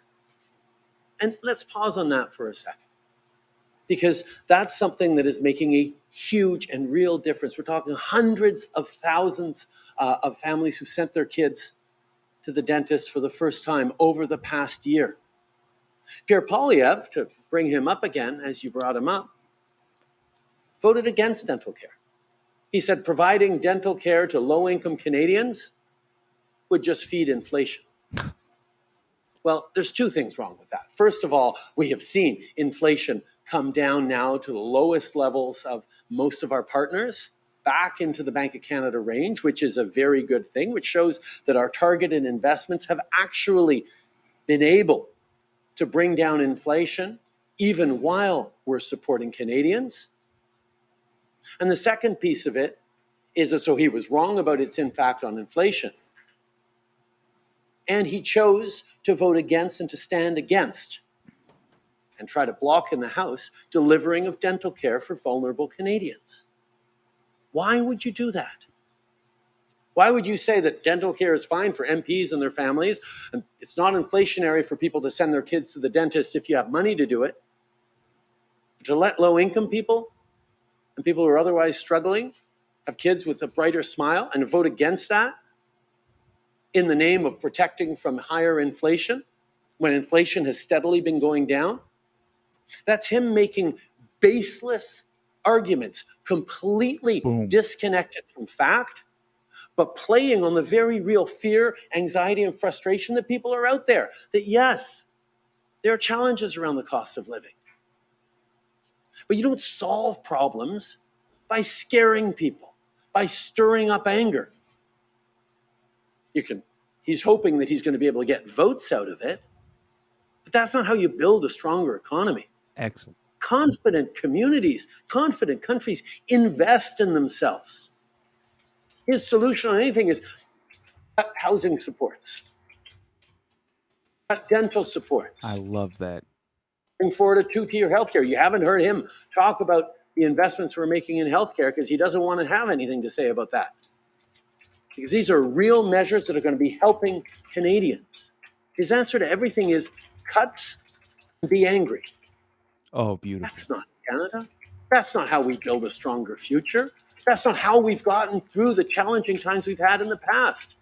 Canadians roll up their sleeves and get to work and build and invest in themselves and their communities. That's what we do. We partner with people. We don't pick fights with mayors. That's where the anger that he is drumming up is dangerous for Canadians who would much rather work hard and build a strong future than throw up their hands and say, oh, It's all terrible. It's all broken. Let's all stay home. No, that's not who Canadians are. So I won't be stirring up anger. I will be pointing out where his proposals are irresponsible and unserious. I will stay focused on solving the challenges Canadians are facing rather than exploiting them for political gain, like Pierre Poilievre does. Beautiful. That concept. Right. And welcome back. We're joined that is now such by the twice good way. Okay. Absolutely willing to hear that too. But that concept that if you believe in a country, you are willing to invest in it. That is the correct attitude to have. That is how you build something. That is how, as a people, you accomplish amazing things that the world envies. That is the kind of leader that I feel the 21st century requires. Mm-hmm. And here, the thing that's interesting about this to me is, I don't know if you know, but recently there was a cabinet shuffle. I'm aware of it, but I know next to nothing. For the equivalent for the United States is that in the United States, all the secretaries of the various departments are named, and they don't necessarily have to be elected officials. In Canada, for the most part, cabinet ministers don't, by law, have to be someone that's elected, but usually they are people that are elected, and you put them together, and they're given their portfolios, health, international trade, defense, like in the United States. And then every now and then, if somebody decides that they want to retire or they have to be moved, or Prime Minister's just not happy, because he'll jig them around. He'll bring new people in, put some people out, change people portfolios, that type of thing. So we had that, and it's about 2 years prior to an election. And the big consideration was, okay, well, he may bring these new faces in. He may have made his cabinet a little younger. He may have brought in some, dynamic people with some energy. But if it's the same old sclerotic inner circle at the top delivering the same old message, it's not going to matter. We just got a view of what the new message is. All right. He's coming out firing. He's coming out swinging. The boxer is back in the ring. Kitties. Yes. So this is a new message. This is a new tone. We've got lines in there. For example, confident communities invest in themselves. Yes. That is a new line from the Prime Minister on this type of thing. Cuts and anger. Now, some people are saying, well, I understand why people are angry in this moment. And maybe anger, yes, anger is not good. But for me, maybe it's more negativity. Yeah. Cuts and complaints. Yes, cuts and complaints. Poilievre's basically negative Norbert. Yeah. Literally. Every time he opens his mouth, he's talking us down or talking about how things are shit or things are terrible. And then turning around going, that's not Canada. So he's almost going Joe Biden a little bit, battle for the soul of America, battle for the soul of Canada here. On this one, that's not what Canada is. It's like you have been spending the last 2 years trying to redefine what Canada is. And I'm not going to let you have it. I haven't said much over the last 2 years. I've been just like taking care of COVID and whatnot, but now it's time. Because we don't pick fights with mayors. All this came up as a result of the fact that the Prime Minister made an announcement in Hamilton the other day that he had $45 million from the Rapid Housing Accelerator Fund to give to that city to help them with projects. And then people go, $45 million to build 124 homes when we need to be 5.8 million? That's really just talking it down. But like this, well, one, you got to start somewhere. And yes, how many homes in Hamilton funding would be enough for you to be okay with that? How many, Pierre? How many? How many? Yes, how many? How many? Just the number, please. How many? And then just speaking here's broadly. The boss. Oh, go ahead. Right. And here's the boss thing, right? He goes, number one, we don't throw up our hands and say everything's broken. We roll up our sleeves. He literally took Pierre's everything's broken line, grabbed him by the arm like this, and it's like, why are you punching yourself? Why are you punching yourself in the mouth, Pierre? Why everything's broken? What does that include you? Yeah. Are you the why stop punching, stop hitting yourself, Pierre? Total boss move. And then in an extra boss move, right? Because Chrystia Freeland did hers the other day, right? Oh, yes. Hear what I say? Here's the full clip. Extra boss move.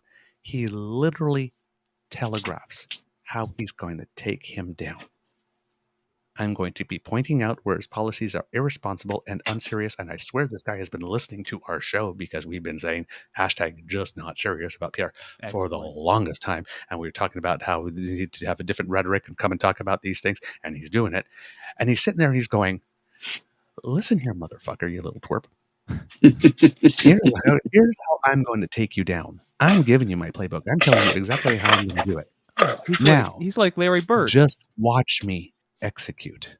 He's Larry Bird on the sideline. He's like, I just wanted to let you know, I'm going to pass this ball between your legs, run up to the free throw line, stop short, and fire it off. I'm going to get 3. And then he's going to do it. I believe him. That's amazing. He's just told him how he's going to take him down. Like this. And everybody has been wanting to hear Justin Trudeau just once say the line his dad made. Just watch me. And that whole thing was this. Here's I'm going to take you down. Now just watch me do it. Now just watch me execute on this plan. Lefties. And you know something? That will fire up Pierre's base. And they'll be calling out Trudeau as a dictator more so than they ever have. Good. They'll go on like waxing poetically about how he's this communist dictator, Nazi socialist. None of that makes any sense. No. But they'll do. He's a fascist dictator. They're robbing our freedom. They're taking from us. And they'll go on and on and on about it. And Skippy will come up with some dumb retort that anybody with half a brain would look at and listen to and go, none of that makes any goddamn sense. Bring it home, bring home powerful paychecks. Look, man, I've had jobs where I've earned some decent money. Not once did I ever look at a check and go, wow, that's powerful. Yeah. I mean, really. Look, but the worst part of it all, sorry, I was just going to say how Jagmeet the other day went on basically parroting what Skippy keeps saying about housing and this. And then, of course, we saw the Prime Minister the following day. And of course, thank you for airing that, Mr. Beaver, because I had not seen that clip. If you said it's 45 minutes, I'm going to have to watch the whole thing. But the PM the other day who said, look, it's not our responsibility, but we're going to help out anyway. And people got mad at him for that. And I'm like, well, what he said was right. How Harper got out of housing altogether federally. It did go before that, though, when the federal government stopped building houses, and that happened under Chrétien. So let's not forget that. But Harper took the federal government further out of housing. So Skippy's sitting there going how the federal government needs to do this, and then Jagmeet backing him up. It's like, what are you doing, man? Why are you're counting on people to be ignorant and stupid? And I hate it. Yeah. I hate it with a passion. That, first of all, Jagmeet Singh has been embarrassing me for going out of my way to talk about how much I liked him when we first talked about that guy together. It's like he heard me. Like, he has his moments. Killing me. When he's on, he's very on. But to your comment about how Poliver followers are gonna complain. Look, if you're cleaning up slop, the pigs are gonna squeal about it. So it's a good sign if you're hearing them complain. If they're not complaining about something your politician's doing, you should question if it's the right thing to do. Right. Nobody complains more about being called a racist than actual general racists. Yes. Somebody calls me a racist, I will genuinely say, "Oh God, what did I say?" You know, it's not terribly hard to exist in this world. You ask for clarity, acknowledge that you're a dummy, and then you move on. But a genuine racist will be like, "I'm not a racist. I'm going to a costume party later, and I am a ghost." I just have deeply held beliefs about. Well, they always start it with, when anybody starts a conversation, says, "I'm not a racist, but you're a racist." Whatever follows is going to make you cringe. I am not a racist. I just have strong opinions about the Uten. Oh. And the Führer, he's such a wonderful. I'm just thinking about the producers now. Right, pigeons?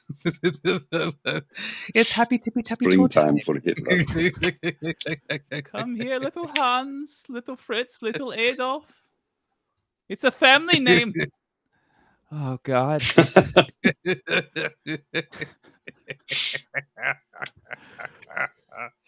Oh my word! That's all the stuff that I've got for Trump stuff. The only little American thing is again with the voting machines. It seems to be a thing because in Coffee County, Georgia, there was also a voting systems breach revealed when Scott Hall, a bail bondsman, bragged/testified in a civil suit. Yes. Quote, "I'm the guy that chartered the jet to go down to Coffee County to have them inspect all those computers. They scanned all the equipment, imaged all the hard drives, and scanned every single ballot. And for that, y'all are going to jail." You're going to prison. He has no idea he just admitted to a crime. And this was another thing. His whole group was that other thing was made to look like a grassroots movement, just like the Coke thing. Just like they're all made to look like grassroots movements. But it seems there are links there also to people in 45's inner circle, such as Sidney Powell. So I'm sure Jack Smith's going to have his hands all over that too. Look, it first of all, my expertise dwindles, and I will happily transition to fan listening coming up. But I do want to say they genuinely, I mean, their mentality is genuinely like, no, I'm not a criminal. I'm white. No. I'm not a criminal. I was doing it for the Republican Party. It's not a crime. I had a MAGA hat on. How could it be a crime? Well, actually, MAGA hat's like cake on your birthday. Cake on your birthday is guilt and fat for calorie free. When you're wearing the MAGA hat, insurrection is it's like going to pick up milk. I was looking at my color swatches, and they say I didn't do a crime. That's how they think about these things. Very Don't much do the results. criming if you can't do the timing, right? Yeah. Oh, they're about to find out. I think a lot of them estimated they could, and they will find out about a week in that they very much cannot. Oh man. And in Georgia, also apparently, Fani Willis, even though she says things are coming, has issued 2 more subpoenas for testimony before the grand jury. So she's still having people come in and testify. One of them to a journalist, and the other one to a state senator. I'd be real curious to hear what their definition of journalist is, but maybe it's just somebody that got You're talking about Georgia. I've got something for you from Florida here. Oh, brace yourselves. Yeah, I know. As soon as you say Florida, it's like everybody's like, here's for those who have denied science for the longest time. Oh, God. Reports are suggesting that leprosy may now be endemic in Florida. Woohoo. Leprosy is a bacteria infection that attacks the nerves and is now spreading throughout southeastern states, particularly in Florida. According to data, there were 159 cases in the U.S. in 2020. Central Florida accounted for 81% of cases reported in Florida and almost 1/5 of nationally reported cases. DeSantis is far too busy chasing woke and whitewashing Black history to address this. I mean, talk about a transcription error. They were trying to bring back Jesus to America, and they brought back biblical era diseases. Leprosy. It's exactly what I was thinking. You got it just a Republican Jesus, folks. Right? Yeah. Yeah, they're like, look, we got everything here. We have people starving. We have leprosy. We have a significant lack of booze. With the grains being short, let's just hope that this is what Jesus was waiting for. You know, like how you coax a dog out with a treat. That's what they're doing. Yeah. But for the Lord Jesus Christ. I could just see in the back, it's like a fashion show and someone's in the back of the curtain. Okay, Locust, in 30 seconds, get her here, but that button's not down there. Okay, go, you're on. Go. No, not a joke. We literally, I mean, had locusts. We had a locust problem last summer. It was what they called a mega swarm. Isn't that called foreshadowing? Ooh. And if you're looking for you figure tryouts for Sodom fires, and Gomorrah. Floods. Yeah, fires, floods. That's very biblical weather. We got Sodom and Gomorrah locusts. Very much at Mar-a-Lago. I mean, I'll give them leprosy. credit. Let's just bring them all back. Let's bring back all the classics, right? I'll give them credit. The Republican Party definitely biblical literalists. They're sticking by their guns. God help us all. It reminds me of those that cartoon I saw. It's like the 4 horsemen of the apocalypse, and then there's a 5th one riding up, and it's like Mother Nature, and she's wearing a floor wreath, and goes, "Oh my God, here comes trouble." Yeah. The 4 horsemen of the American apocalypse are the Klansman, the billionaire, the drunk guy. No specification beyond that necessary, and the fail son. When they combine, that's when you have the worst trouble. Yeah, gentlemen. the trifecta right there. Right? Yeah, yeah, gentlemen. There we go, Mr. Grizzly. I won't stink up your stream any longer than necessary. But it's a just huge wanted, honor. I want you to stay with us. Oh yeah, for a couple of seconds. Mr. Grizzly, here's I found it, the cartoon actually. Oh, come on up. I don't know if the kids can see that or not. I can't see it on the stream, and I don't have another feed running, so maybe it's there. I don't know. Just throw it. So it's basically the 4. If the kids in the chat can let us know if they can see the graphic. Yeah. So it's the 4 horsemen of the apocalypse, and Mother Nature's riding on a white horse, and she's got like this beauty queen banner, and Mother Nature and floor wreath. They say, "Hey guys, wait up!" Oh, this one's bad news. Oh, there it just popped up for a second. Yeah. I got a glimpse. Got a glimpse. She's on the white horse. There you are. Yeah. On the way. Yeah, there it is. Leave it up there. I think I had another one for us here. This is the other one. It's people running a race, and somebody's holding a sign going, "Run like Donald Trump is behind you, and Justin Trudeau is just ahead." Beautiful. Beautiful. Oh, that's a good one. That's a good one. I like it. Yeah. Okay. I think we have enough for today. There is I just want to play. I'm going to do it as the Easter egg. I want to play a Randy Rainbow thing, because I love Randy Rainbow. And last month he put out something, a video parody called "Donald and the John with Boxes." Ooh, okay. And I think we could use a good laugh. So hold on there, Kits and Cubs. That's the end of this episode of the Daily Beaver Morning Show with surprise guest Jake. I'm glad you could come on, because honored, gentlemen. This day would not have been the same without you. Now, Mr. Grizzly, Jake has extended an invitation for us to come on What You Can Do network show anytime. Cool. I'm here that they usually film around 9 p.m. Yes, and I'll toss this out there. I'm notoriously unreliable. Let's use this to my advantage. Whenever it's convenient for y'all, that'll be when we do it. Okie dokie. So, hey, we're breaking out into the U.S. because we know in Canada you never make it unless you make it on the other side of the border, right? Although that was an idiom that was very true for decades for musicians, actors, performers. You know. We didn't have the population, but now that we're 40 million, we could support a lot more so than we ever could before. But still, you know, that's why you guys got Anne Murray and Snowbird all those years ago. And depending how 24 goes, you might have a hell of a population boom coming. Yep. Absolutely. Hey, we got Rudy. Yeah. He's like, we keep on saying it. New England, Minnesota, West Coast. If your man ain't treating you right, we'll treat you right. Oh, you got healthcare. Noted. And you get healthcare with it. Oh God. Join us. And soon, dental care. Oh yes, sir. Come to the dark side, Americans. We've got cookies.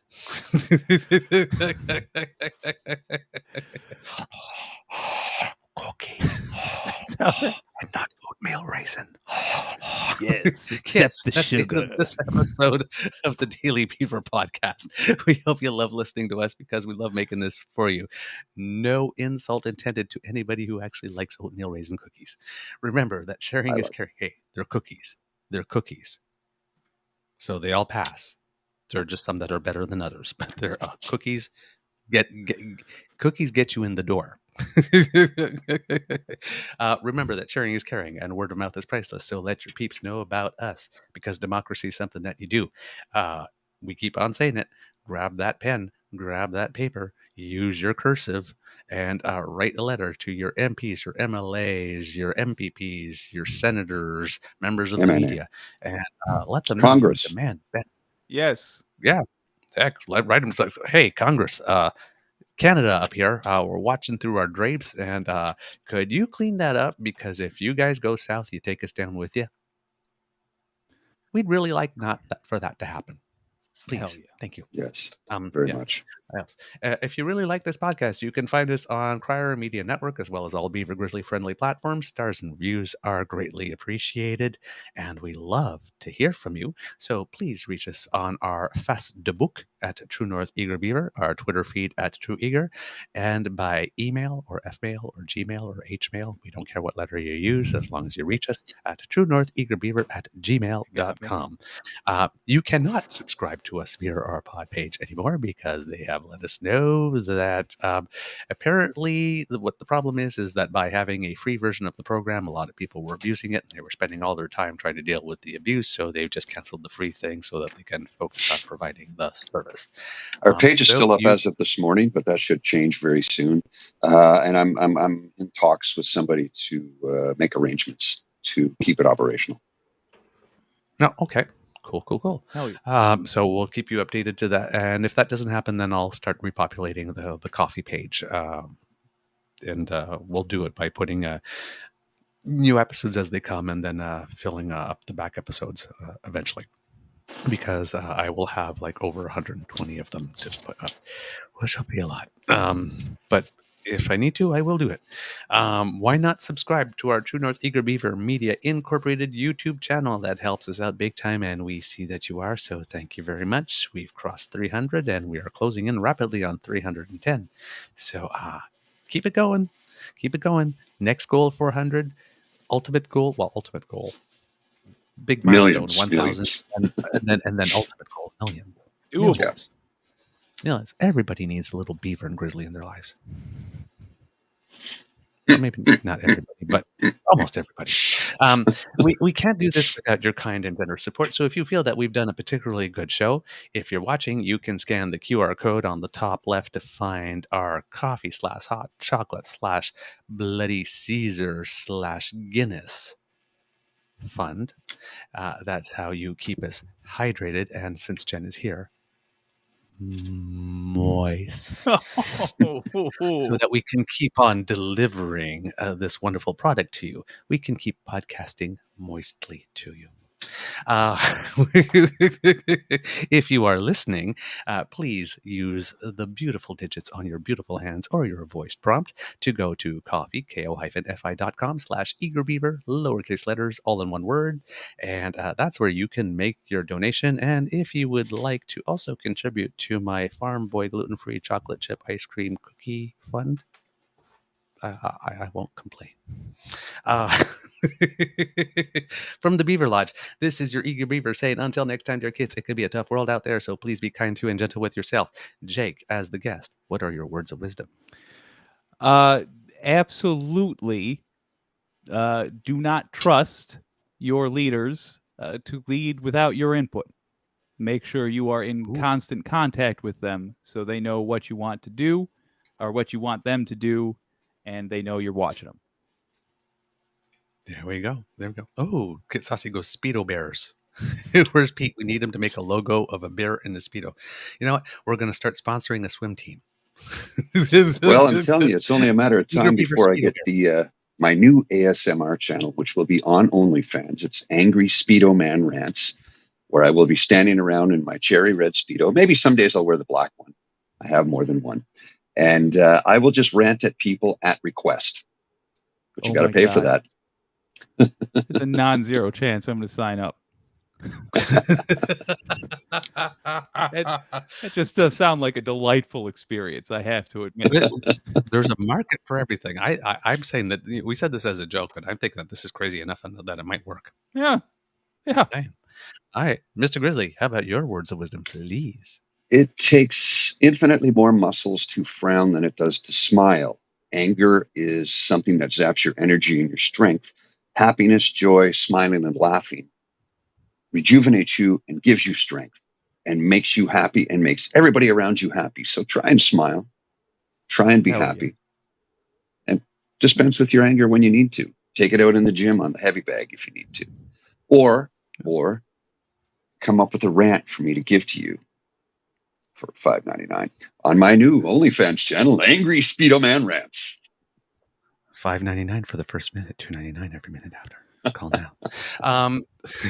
Yes, kids, be lazy, smile. Be lazy and smile. I like that. Be lazy, smile. All right, Mr. Grizzly, roll the credits, and then we'll have the Easter egg.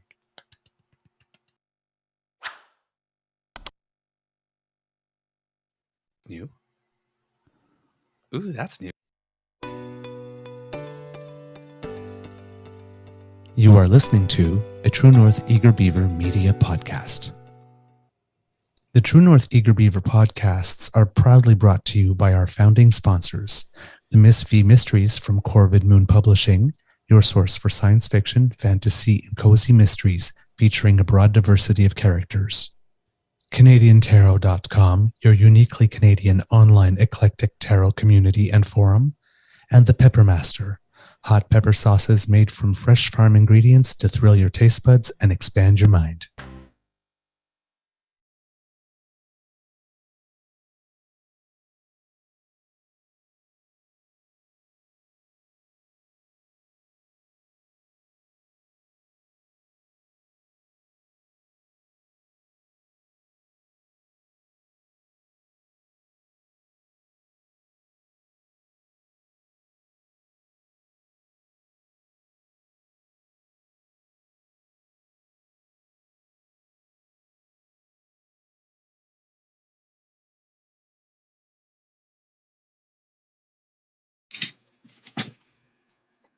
All right, kiddies, let's enjoy a couple of minutes of Randy Rainbow, Mr. Grizzly. Hopefully the asset will come up. I got it. Okay. It's, please show on the screen. Please show on the screen. It might be. Just a second. I'll check. There we go. It's there. God, Mr. Grizzly, where'd you go? Don't go check anything. Come back. Be. Just a second. I'll check. No, it's working. Play it. I'm imagining. Good. Okay, here we go. We're joined now by the twice indicted Republican frontrunner, fresh off his latest arrest, Donald Jessica Trump. Thanks so much for posting bail to be here. Thank you. Mr. Former Fake President Girl, hundreds of thousands of millions of classified documents were found at Mar-a-Lago, in the bedroom, in the bathroom, in the closet where you store your wigs. Sir, what were you doing with all those boxes?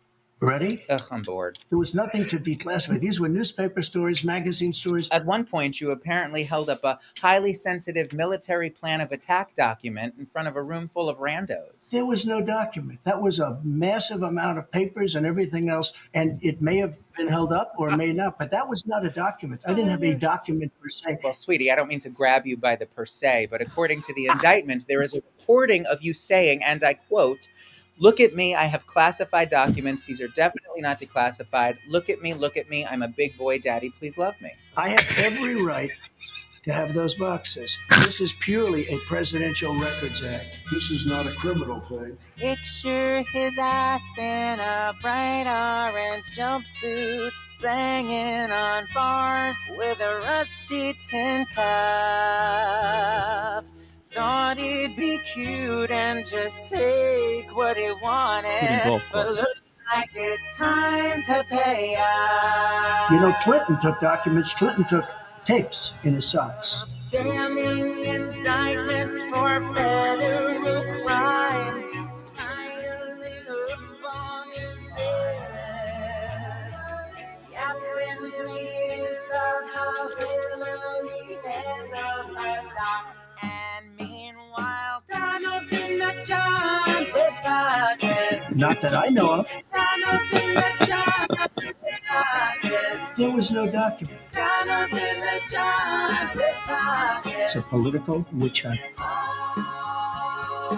Down in Palm Beach at the home of this klepto, hidden there under his padded commode. just within reach of his diapers and Pepto on national secrets and nuclear code. This nuclear sits on the can thumbing classified records like their own golf magazines, proudly protesting there's nothing that he has to hide. But there goes Donald in the jar with boxes. Come on out, Blue. Donald in the jar with boxes. This is not a criminal thing. Donald in the jar with boxes. You okay in there, girl? Dudes in blue jackets appear at his door, ready to take him away. These are thugs. Still all these hacks back him up. What the hell's going on? Donald in the John with boxes. That's a lot of boxes. Donald in the John with boxes. Donald in the John with boxes. This is not a criminal thing. Picture his ass in a bright orange jumpsuit, rocked to the dust as he tried to obstruct. Thought he'd be cute and just take what he wanted, and now he's totally screwed. It's a witch hunt. Beautiful. I always love the little whoops. I always love the little thing at the end. It's a witch hunt, bitch, please. I'm hoping we don't get a copyright violation for that because it's too good, and I hope it doesn't get taken down. But maybe if you reach out to Randy and send him a message, he'd be cool with it. Yep, hopefully, because it's parody, so it's fair use. It should be okay. His parodies are copyrighted or whatnot, but hopefully, it'll be okay. Just a little note on that. To add to that, little detail. It seems that De Oliveira and Nada, it seems that there was a 24-minute phone call between De Oliveira and Trump that started it all. And it seems we talked the other day about them going in and out of bushes, and they went into like some audio closet as well to talk about stuff. Well, it seems that the video camera footage, the surveillance footage, it's not that Nada was or De Oliveira were on the ground and like saying, "Hey, let's go onto the other property through the bushes to go." It was Donata showed up from an adjacent property, snuck through the bushes, took De Oliveira, pulled him on the other side of the bushes. They talked, and then De Oliveira came back. Wow.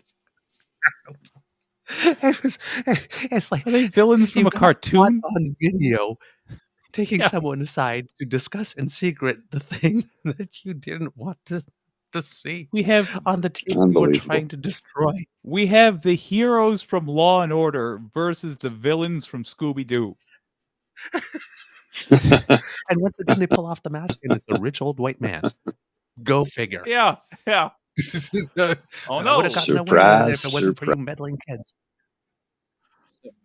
You mispronounced hood, first of all, and second of all, oh no, it was exactly who we thought it was. Who would have guessed, except everyone. Christ. All right, kids. We hope that we left you with some laughs. Have a great day. And Jake, thank you so much for being guys. Thanks again, brother. See you soon. It's a good day. I'll see you. Donald in the John with boxes. I'm gonna have that in my head all day. I gotta go. I'll see you later.